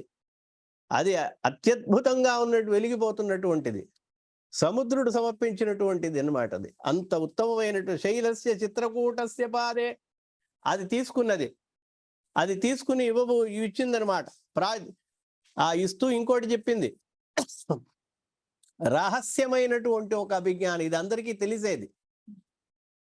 ఈ అభిజ్ఞానం అంటే ఈ యొక్క జ్ఞాపిక అందరికీ తెలిసేదే, చూస్తూ కనబడుతుంది. కానీ నాకు రాముడికి మాత్రము తెలిసినటువంటి కొన్ని విషయాలు చెప్తాను.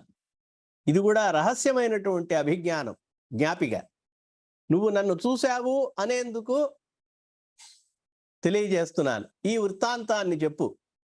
వృత్తాంతం అంటే ఈ కథని, జరిగినటువంటి కథని, సన్నివేశాన్ని రాముడికి వివరించు అని చెప్పాడు.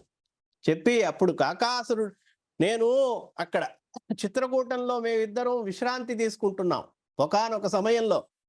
ఏ హనుమన్ ఇది ఎవరికీ తెలియదు.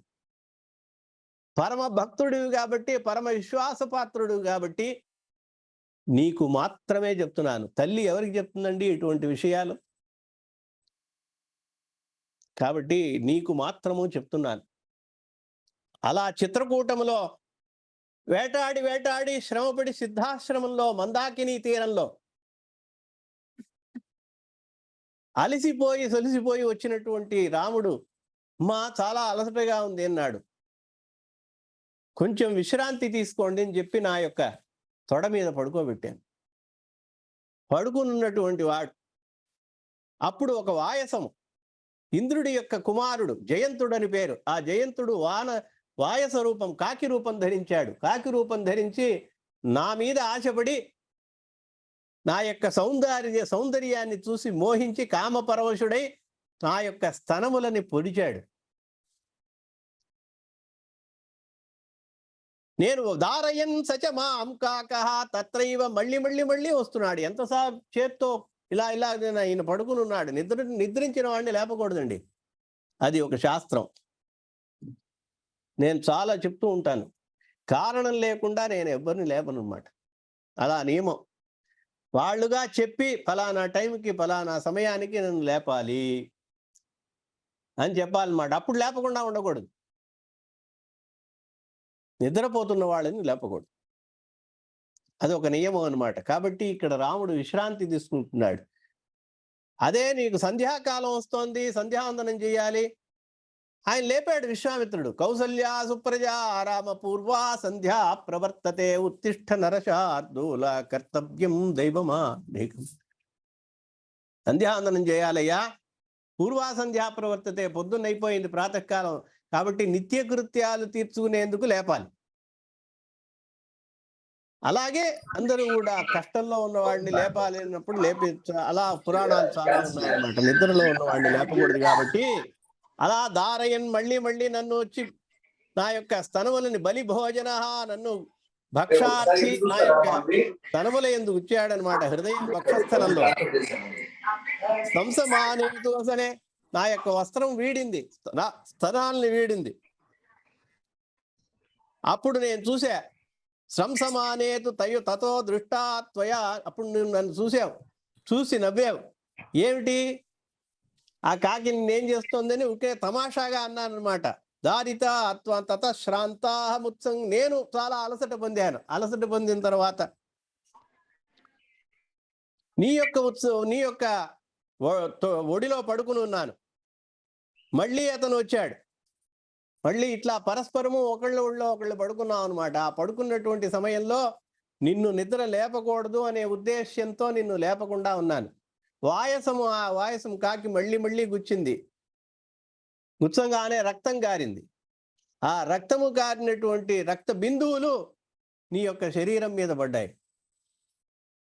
నీ యొక్క శరీరం మీద పడడం ఆలస్యం, నువ్వు లేచావన్నమాట. పరిశ్రమాత్ ప్రసుప్త రాఘవాంకేప్యహం చిరం పర్యాయేణ. ఇద్దరూ ఇలా మారి మారి పడుకున్నప్పుడు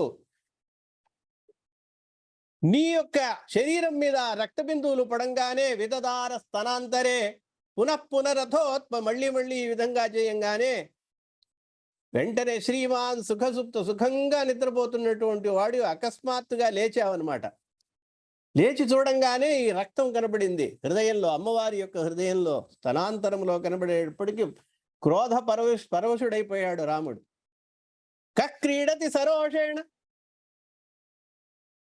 రాముని యొక్క భార్యతో ఎవడు ఆటలాడుకుంటున్నది, ఎవడా దుష్టుడు అని మహోగ్రుడై లేచిన పంచవక్త్రేణ భోగిన 5 తల కలిగినటువంటి పాముతో ఎవరైనా పరిహాసం చేస్తారా, ఆటలాడతారా అని చెప్పి లేచాడు. పుత్రక్కిల. అప్పుడు చెప్పాను, నఖైహి ఇట్లా ఈ వాయసం, ఈ కాకి జయంతుడు అనేటువంటి ఈ కాకి రూపంలో వచ్చి నన్ను హింసిస్తున్నాడు రామా. అని చెప్పంగానే వెంటనే వాయసే కృతవాన్, వాయసాన్ని శిక్షించాలనుకున్నాడు. వెంటనే తన యొక్క ఆయుధం పక్కన ఏమీ లేదు, దర్భ ఉన్నది పక్కన, దర్భ ఉన్నది, ఒక దర్భని తీసుకున్నాడు. ఆ దర్భని తీసుకుని మంత్రించి బ్రహ్మాస్త్రాన్ని మంత్రించి వేశాడు. హే బ్రహ్మాస్త్రమా, ఈ యొక్క అకార్యాన్ని అకృత్యాన్ని ఆచరించిన వాడిని తక్షణమే శిక్షించు అన్నాడు. అట్లా శిక్షించదలుచుకుని వేసినటువంటి ఆ యొక్క దర్భము కాలాగ్ని రుద్రమయ్యి జ్వాలలతో కూడినదై ఆ బ్రహ్మాస్త్రము వాడిని వెంటాడుతూ వెంటాడుతూ వెంటాడుతూ వెళ్ళింది. ముల్లోకాలు తిరిగాడు. స పిత్రాజ పరిత్యక్త, పాపిని ఎవరు రక్షిస్తారు? అందులో రాముడి భార్య ఏంది అపచారం ఆచరించిన వాడికి ఆశ్రయం ఇవ్వడంత ధైర్యం ఎవరికైనా ఉందా త్రిలోకాల్లో? అందుకని ఎవ్వరికీ ధైర్యం రాలా. తండ్రి దగ్గరికి వెళ్ళాడు. తండ్రి కదా కుమారుణ్ణి రక్షించకుండా ఉంటాడా? ఎటువంటి వాడైనా తండ్రి కుమారుణ్ణి రక్షించాలని చూస్తాడు కదా, ఎంక్వైరీ వచ్చినా రైడ్ వచ్చినా కూడా.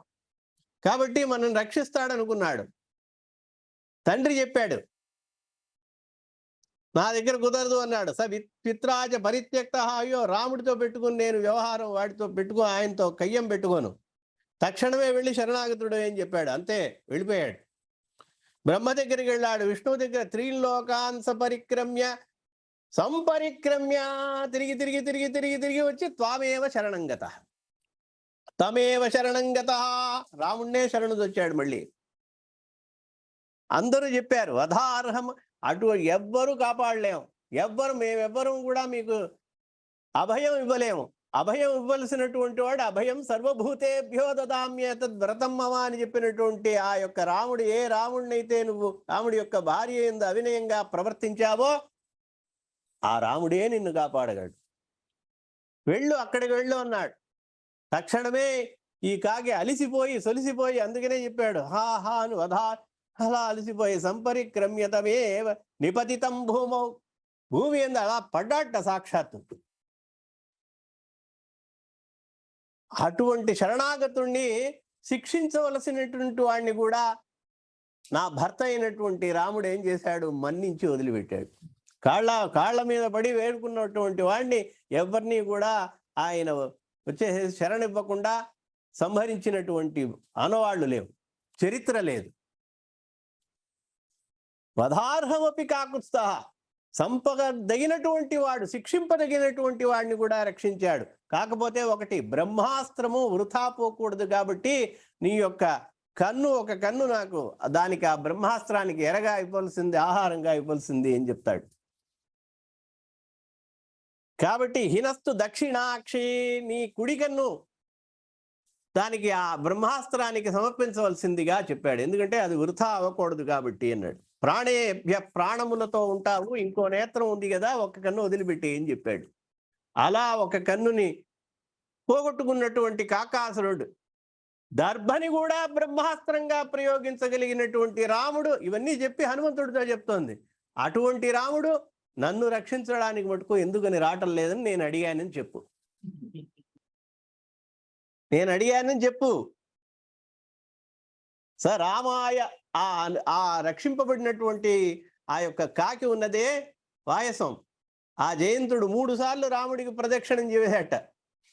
దేవతలకి చేసినట్టుగా 3 సార్లు ప్రదక్షిణం చేసి, రామా నీకు నమస్కారము, నీ తండ్రి నిన్ను కన్నటువంటి దశరథుడికి ఒక నమస్కారముని ఇద్దరికీ నమస్కారం పెట్టి వెళ్ళాడు. రాజ్ఞే దశరథాయచ, రాముడికి మాత్రం కాదు దశరథుడికి కూడా నమస్కారం చేశాడు. ఇంత పురుషోత్తముడు, సంపదగిన వాడిని కూడా, భార్య ఎందు అపచారం గావించిన వాడిని కూడా రక్షించాడు చూసావా, ప్రాణాలతో వదిలిపెట్టాడు చూసావా. అటువంటి పుత్రుడిని కన్నా దశరథుడు నిజంగా చాలా గొప్పవాడయ్యా, అదృష్టవంతుడు అని చెప్పి దశరథుడికి ఒక నమస్కారం చేసేట. అటువంటి వాడు మత్కృతే కాకమ, ఒక కాకి మీద బ్రహ్మాస్త్రం వేసినటువంటి వాడు పత్ని కోసం ఒక అస్త్రం వేయలేడా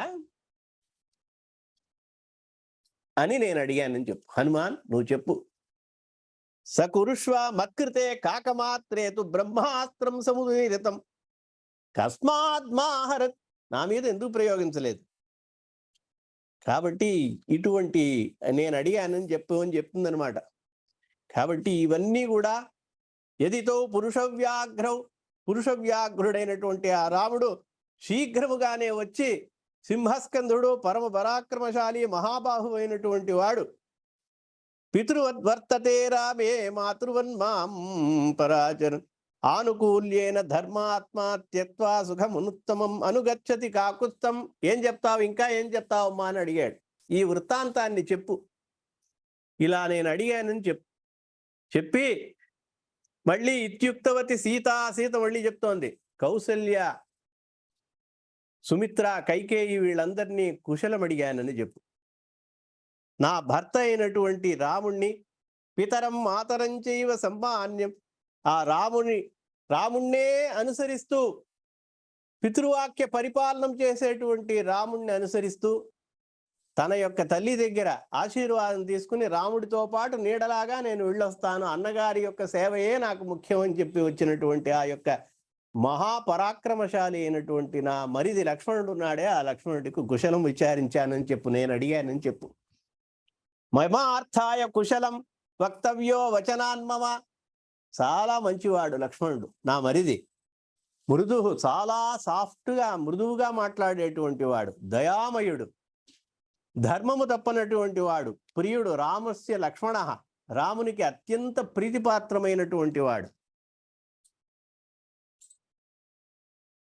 అతన్ని కుశలం విచారించానని చెప్పు. ఇంతకంటే నేను చెప్పవలసిందే ఒకటి చెప్తున్నా చివరగా. అతన్ని మళ్ళీ ఎలాగైతే నన్ను తక్షణము వచ్చి నన్ను ఇక్కడ కాపాడతాడో, రావణాదుల్ని సంహరించి నన్ను విడిపించి అయోధ్యకి తీసుకెళ్తాడో, ఎంత వేగంగా తీసుకెళ్తాడో, ఎంత ఉత్సాహవంతుడుగా కార్యంలో ప్రవృత్తిని కలిగి ఉంటాడో ఆ విధంగా నువ్వు మాటల్ని చెప్పు. ఇంకొక మాట చివరగా చెప్తున్నా, ఒకే ఒక్క నెల నేను జీవితం ధరించి ఉంటాను, ఈ ప్రాణాలు ధరిస్తాను. ఆ తరువాత నన్ను జీవితం ధారయిష్యామి మాసం దశరథాత్మజ. ఒక్క నెల నేను ప్రాణాలతో ఉంటాను, జీవిస్తూ ఉంటాను అన్నమాట. ఎందుకంటే భర్త వస్తాడనేటువంటి నమ్మకం నువ్వు కూడా ఇక్కడ ఊరట కలిగించావు కాబట్టి భర్తను ఎదురు చూస్తూ వస్తున్నాను. ఆ తర్వాత ఏం త్రాతు మర్హతి అర్హసి వీరత్వం. రాముడి దగ్గర చెప్పు, నేను చెప్పాను. రాముడిని సంబోధిస్తూ చెప్తోంది ఇప్పుడు. ఆ నెల లోపల నువ్వు నన్ను వచ్చి కాపాడుకోవాలి. అలా కాపాడుకోలేకపోతే తతో వస్త్రగతం బద్ధ్వా, నా యొక్క చీరని నేనే ముడి వేసుకుని అని చెప్పి వస్త్రగతం ముక్త్వా దివ్యం చూడామణిం శుభం. ఆ తర్వాత ప్రాణాలతో ఉంటానని ఎదురు చూడద్దు అని చెప్పి నువ్వు ఆనవాళ్ళు అడిగావు కదా అని చెప్పి ఆ యొక్క ముందరొచ్చినటువంటి చూడామణి ఉందే, ఆ దివ్యమైనటువంటి చూడామణిని రాఘవునికి ఇవ్వవలసిందిగా ఇచ్చింది. ఈ చూడామణిని చూసినప్పుడు రాముల వారికి జనక మహారాజు, దశరథ మహారాజు, నేను అందరం జ్ఞాపకం వస్తాం. అని తీసుకున్నాడు. సూక్ష్మ రూపంలో మళ్ళీ అవ్వడం వల్ల దాన్ని పట్టలేదు అది. కాబట్టి దాన్ని ఏం చేశాడు, మణిరత్నం అనుత్తమం అంగుల్యా యోజయామాస, వేలికి పెట్టుకున్నాడు. ఎలాగోలా కష్టపడి పెట్టుకున్నట్ట. నహ్యస్య ప్రాభవద్భుజ, భుజంలో పెట్టుకుందామంటే భుజంలో ఇమడలేదుటది, అంత రూపంలో ఉన్నాడు. మణిరత్నం కపివర, ఆ కపివరుడైనటువంటి వాడు ఆ చూడామణిని తీసుకున్న వెంటనే కళ్ళగద్దు ప్రతిగృహ్య అభివాద్య చేన, ఇట్లా కళ్ళగద్దుకున్నట్ట. కళ్ళగద్దుకుని సీతాం ప్రదక్షిణం కృత్వా, సీతాదేవిని, పరదేవత అయినటువంటి పరాశక్తి జగజ్జననిని ఒక్కసారి నమస్కరించుకున్నాడు. ప్రదక్షిణం కృత్వా ప్రణత పార్శ్వత స్థిత, అలా మౌనంగా ఒకసారి నుంచున్నట్ట నమస్కరించి. సీతా సందర్శనంతో హృదయమంతా కూడా ఆనందంతో నిండిపోయినటువంటి అతని యొక్క హృదయంలో, హృదయేన గతో రామం శరీరం ఇక్కడుంది, మనస్సంతా రాముల వారి దగ్గరికి వెళ్ళిందిట. అలా తీసుకుని దాన్ని పెట్టుకున్నటువంటి వాడు మణిందత్వా తత సీత. కాబట్టి మణిని ఇచ్చినటువంటి వెంటనే సీతామ్మవారు మరల ఇట్లా చెప్పదలుచుంది. మణిం తు దృష్ట్వా, హే హనుమాన్, ఈ మణిని చూడంగానే ముగ్గురిని స్మరిస్తాడు ఆయన. నా యొక్క తల్లిదండ్రులని, జనక జనన్యా కౌసల్యని స్మరిస్తాడు, రాజ్ఞ దశరథుణ్ణి జ్ఞాపకం తెచ్చుకుంటాడు. కాబట్టి ఈ ముగ్గురిని జ్ఞాపకం చేసేటువంటి ఈ యొక్క మణిని, పరమ ప్రీతికరమైనటువంటి మణిని నీకు ఇస్తున్నాను. ఈ ఇచ్చినది జాగ్రత్తగా రాముల వారికి తీసుకువెళ్ళి సమర్పించవలసినది. సమర్పించి నేను చెప్పినటువంటి కాక వృత్తాంతాన్ని, అలాగే ఒకానొక నాడు ఆయన నా యొక్క తిలకము పెట్టడానికి గండపార్శు తిలకం, నాకు తిలకం పెట్టాడు. ఒకసారి తిలకము లేకుండా పోతే పెట్టమని చెప్పాను, తిలకం పెట్టమని చెప్తే ఇక్కడ పెట్టడానికి ఇక్కడెక్కడో పెట్టాడు. ఇవన్నీ పర్సనల్ అఫైర్స్. ఈ యొక్క వృత్తాంతాన్నంతా కూడా చెప్పానని అని చెప్పాడు అనమాట. ఈ విధంగా నమస్కరించుకున్న తర్వాత హనుమంతుడు ఊరట చెప్తున్నాడు. చెప్పి కథంను కల దుష్పారం తరిష్యంతి, నువ్వేమి సందేహపడక, ఈ యొక్క సముద్రాన్ని దాటి ఎలా రాగలరు, ఏం చేయగలరు అనేటువంటి దాంట్లో ఏమాత్రము సందేహము వలదు. నువ్వు ఒకటి ఇంకోటి చెప్తున్నా నీ ధైర్యం కోసం, నేనే వానరుల్లో అత్యంత శక్తి సామర్థ్యాలు తగ్గి ఉన్నటువంటి వాడిని, నాకన్నా పరాక్రమవంతులు అక్కడ ఉన్నటువంటి వాళ్ళు. మత్త ప్రత్యవరశ్చిత్ నాస్తి సుగ్రీవసన్, సుగ్రీవుని దగ్గర ఉన్నటువంటి మహామంత్రులు, ఆ వీరులంతా కూడా, కపీశ్వరులంతా కూడా నాకన్నా 10 రెట్లు 100 రెట్లు 1000 రెట్లు శక్తి సామర్థ్యాలు కలిగినటువంటి వాళ్ళు. ఎందుకని చెప్తున్నానంటావా? అంత శక్తిలో చాలా తక్కువ వాడిని, లోకు వాడిని కాబట్టి నన్ను ఇక్కడికి పంపించారు. ఉంటే ఉంటాడు, పోతే పోతాడని. ప్రధానంగా ఉండేటువంటి వాడిని ఎవరన్నా పంపిస్తారా? ఆయన చెప్తున్నాడు, అంత నహి ప్రకృష్టా ప్రేష్యంతే ఇతర జనా. ఇతరులు ఎవరో, నాన్న నువ్వు అటుపక్క వెళ్ళి ఆ సముద్రంలో దాటి వెళ్ళాలి, వాడు లంకలోకి వెళ్ళాలి, లంకలో వచ్చిన వాడు మళ్ళీ రాడు, తిరిగి రాలేడు అని తెలుసుకుని ఎవరైనా మహావీరులను పంపిస్తారా? ఎవడైతే కొంచెం లోకుగా తక్కువ శక్తి సామర్థ్యాలు కలిగి ఉంటాడో, ఉన్నా ఉండొచ్చు పోతే పోతే అంత ప్రాధాన్యం లేదనుకుంటాడో వాడిని పంపిస్తాడు. అలా అందుకనే నన్ను పంపించారు. కాబట్టి దీనికి బట్టే నువ్వు అర్థం చేసుకో, సుగ్రీవుడి దగ్గర ఎటువంటి శక్తి సామర్థ్యాలు, బల సంపన్నులు అయినటువంటి వాళ్ళు వానరులు ఉన్నారో తెలుసుకో. కాబట్టి వాళ్ళు ఒకే ఒక ఉరుకున సముద్రాన్ని దాటరాగలిగినటువంటి శక్తి సంపన్నులు. వీలైనంత శీఘ్రంలో రాముణ్ణి నువ్వు కలవగలవు. నాస్మిన్ చిరం వత్స్యసి దేవి దేశ, ఈ యొక్క రాక్షస సామ్రాజ్యంలో, లంకానగరంలో నువ్వు ఎక్కువ రోజులు ఉండవు, ఇది నిస్సందేహము. శీఘ్రములోనే రాక్షస కులమైనటువంటిది సమూలంగా నాశనం అవుతుంది. రాముని యొక్క, లక్ష్మణుని యొక్క బలపరాక్రమాల చేత వాళ్ళ యొక్క బాణాలకి గురయ్యి ఈ లంక మొత్తము, రాక్షస కులము మొత్తము నాశనం అవుతుంది. నీవు ఈ యొక్క చెర నుంచి విముక్తురాలవుతావు. కాబట్టి నువ్వు కొంచెము క్షమస్వమత్ సంగమ కాలమాత్, కొంచెం ఓర్చుకుని ఉండవలసింది. ఈ విధంగా చెప్పాడనమాట. ఈ విధమైనటువంటి సీతా హనుమత్ సంవాదము అంగుళీయక ప్రధానమైనటువంటి ఈ ఘట్టం ఇంతటితో ముగుస్తున్నది. ఈ రోజున ప్రవచనాన్ని ఇంతటితో ముగించుకుందాం. సర్వే జనా సుఖినో భవంతు. స్వస్తి ప్రజాభ్యః పరిపాలయంతాం న్యాయేన మార్గేణ మహిం మహిషా. గోబ్రాహ్మణేభ్యః శుభమస్తు నిత్యం. లోకాః సమస్తాః సుఖినో భవంతు. కాలే వర్షతు పర్జన్యః పృథివీ సస్యశాలిని. దేశోయం క్షోభరహితః. బ్రాహ్మణాః సంతు నిర్భయాః. అపుత్రాః పుత్రిణః సంతు పుత్రిణః సంతు పౌత్రిణః. ధనాః సధనాః సంతు జీవంతు శరదాం శతం. చరితం రఘునాథస్య శతకోటి ప్రవిస్తరం. ఏకైకమక్షరం ప్రోక్తం మహాపాతకనాశనం. శృణ్వన్ రామాయణం భక్త్యా యః పాదం పదమేవ చ సయాతు బ్రహ్మణస్థానం. బ్రహ్మణా పూజ్యతే సదా. రామాయ రామభద్రాయ రామచంద్రాయ వేధసే. రఘునాథాయ నాథాయ సీతాయ పతయే నమః. మంగళం కోసలేంద్రాయ మహనీయ గుణాత్మనే. చక్రవర్తి తనూజాయ సార్వభౌమాయ మంగళం. మంగళం సహస్రాక్షే సర్వదేవ నమస్కృతే. వృత్తరనాశే సమభవత్తత్తే భవతు మంగళం. యన్మంగళం సుపర్ణస్య వినతా కల్పయత్పురా అమృతం ప్రార్థయానస్య తత్తే భవతు మంగళం. త్రీన్ విక్రమాన్ ప్రక్రమతః విష్ణోరమిత తేజసః. యదాసీన్ మంగళం రామ తత్తే భవతు మంగళం. తవ సాగరా ద్వీపా వేదా లోకా దిశశ్చయే. మంగళాని మహాబాహో దిశంతు తవ సర్వదా.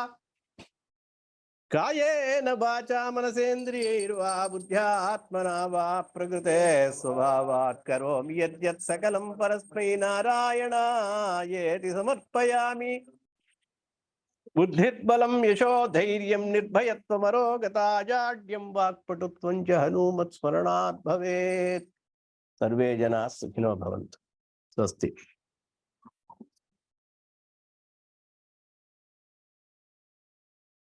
శ్రీ సుందరకాండ పారాయణ ప్రవచన కార్యక్రమంలో 6వ రోజున ఉదయం పూట శ్రీరామ సీతామ్మవారికి అలాగే ఆంజనేయ స్వామికి అష్టోత్తర శతనామావళి పూజ మరియు షోడశోపచార పూజ జరిగిన తర్వాత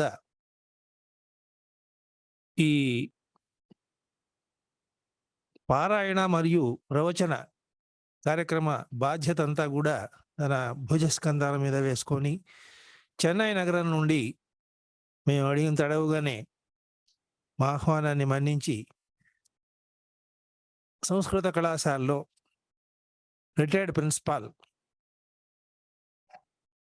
బ్రహ్మశ్రీ డాక్టర్ నుదురుమాటి వెంకట దేవి ప్రసాద్ శర్మ గారు హైదరాబాద్కు రావడం మాకెంతో సంతోషం కలిగించింది. ప్రతిరోజు కూడా ఉదయం పూట పారాయణ చేస్తూ సాయంత్రం పూట ప్రవచన కార్యక్రమాన్ని నిర్వహిస్తూ ఉన్నారు. ఈ రోజున అంగుళీయ ప్రదానం దీన్ని అంశంగా తీసుకొని సుదాహరణంగా వివరిస్తూ మనందరికీ కూడా కార్యక్రమంలో ఉన్నటువంటి ప్రాముఖ్యతని, అంశంలో ఉన్నటువంటి ప్రాముఖ్యతని తెలియజేశారు. వారికి సభాముఖంగా ధన్యవాదాలు అర్పిస్తూ రేపటి రోజు కార్యక్రమం ఉదయం పూట రేపటి రోజు ఉదయం పూట ఇట్లానే పూజా కార్యక్రమం పారాయణ ఉంటుంది. రాత్రి 7 గంటలకు హనుమత్ పరాక్రమం అనేటువంటి అంశం మీద ఈ ప్రవచన కార్యక్రమం కొనసాగుతుంది. 12వ తారీఖు వరకు ఉంది. 13వ తారీఖు శ్రీరామ పట్టాభిషేకం ఉంటుంది. ఈ కార్యక్రమాన్ని 4వ తారీఖు గురువారం నుండి ఈ నెల ప్రారంభం చేసి నవాహ్నిక దీక్షతోటి 13వ తారీఖు వరకు కూడా 12, 13 తారీఖు వరకు కూడా ఈ కార్యక్రమాన్ని కొనసాగిస్తూ ఉన్నాం. ప్రతిరోజు కార్యక్రమాన్ని ఇక్కడ ప్రత్యక్షంగా వీక్షిస్తూ అలాగే జూమ్ కాన్ఫరెన్స్ ద్వారా మన భారతదేశంలోనే కాకుండా ఇతర దేశాల్లో ఉన్నటువంటి రామభక్తులు కూడా ఈ కార్యక్రమాన్ని వీక్షిస్తూ ఉన్నారు. వారందరికీ కూడా మా కుటుంబం తరపున ప్రత్యేకంగా ధన్యవాదాలు అర్పిస్తూ ఉన్నాం. రేపటి రోజు రాత్రిపూట 7 గంటలకు ఈ కార్యక్రమం సకాలంలో ప్రారంభం అవుతుంది. దయచేసి మీరందరూ కూడా కార్యక్రమానికి విచ్చేసి శ్రీరామచంద్ర ప్రభువు యొక్క కృపకు పాత్రలు కావాల్సిందిగా కోరుతూ సెలవు తీసుకుంటున్నాను. స్వస్తి.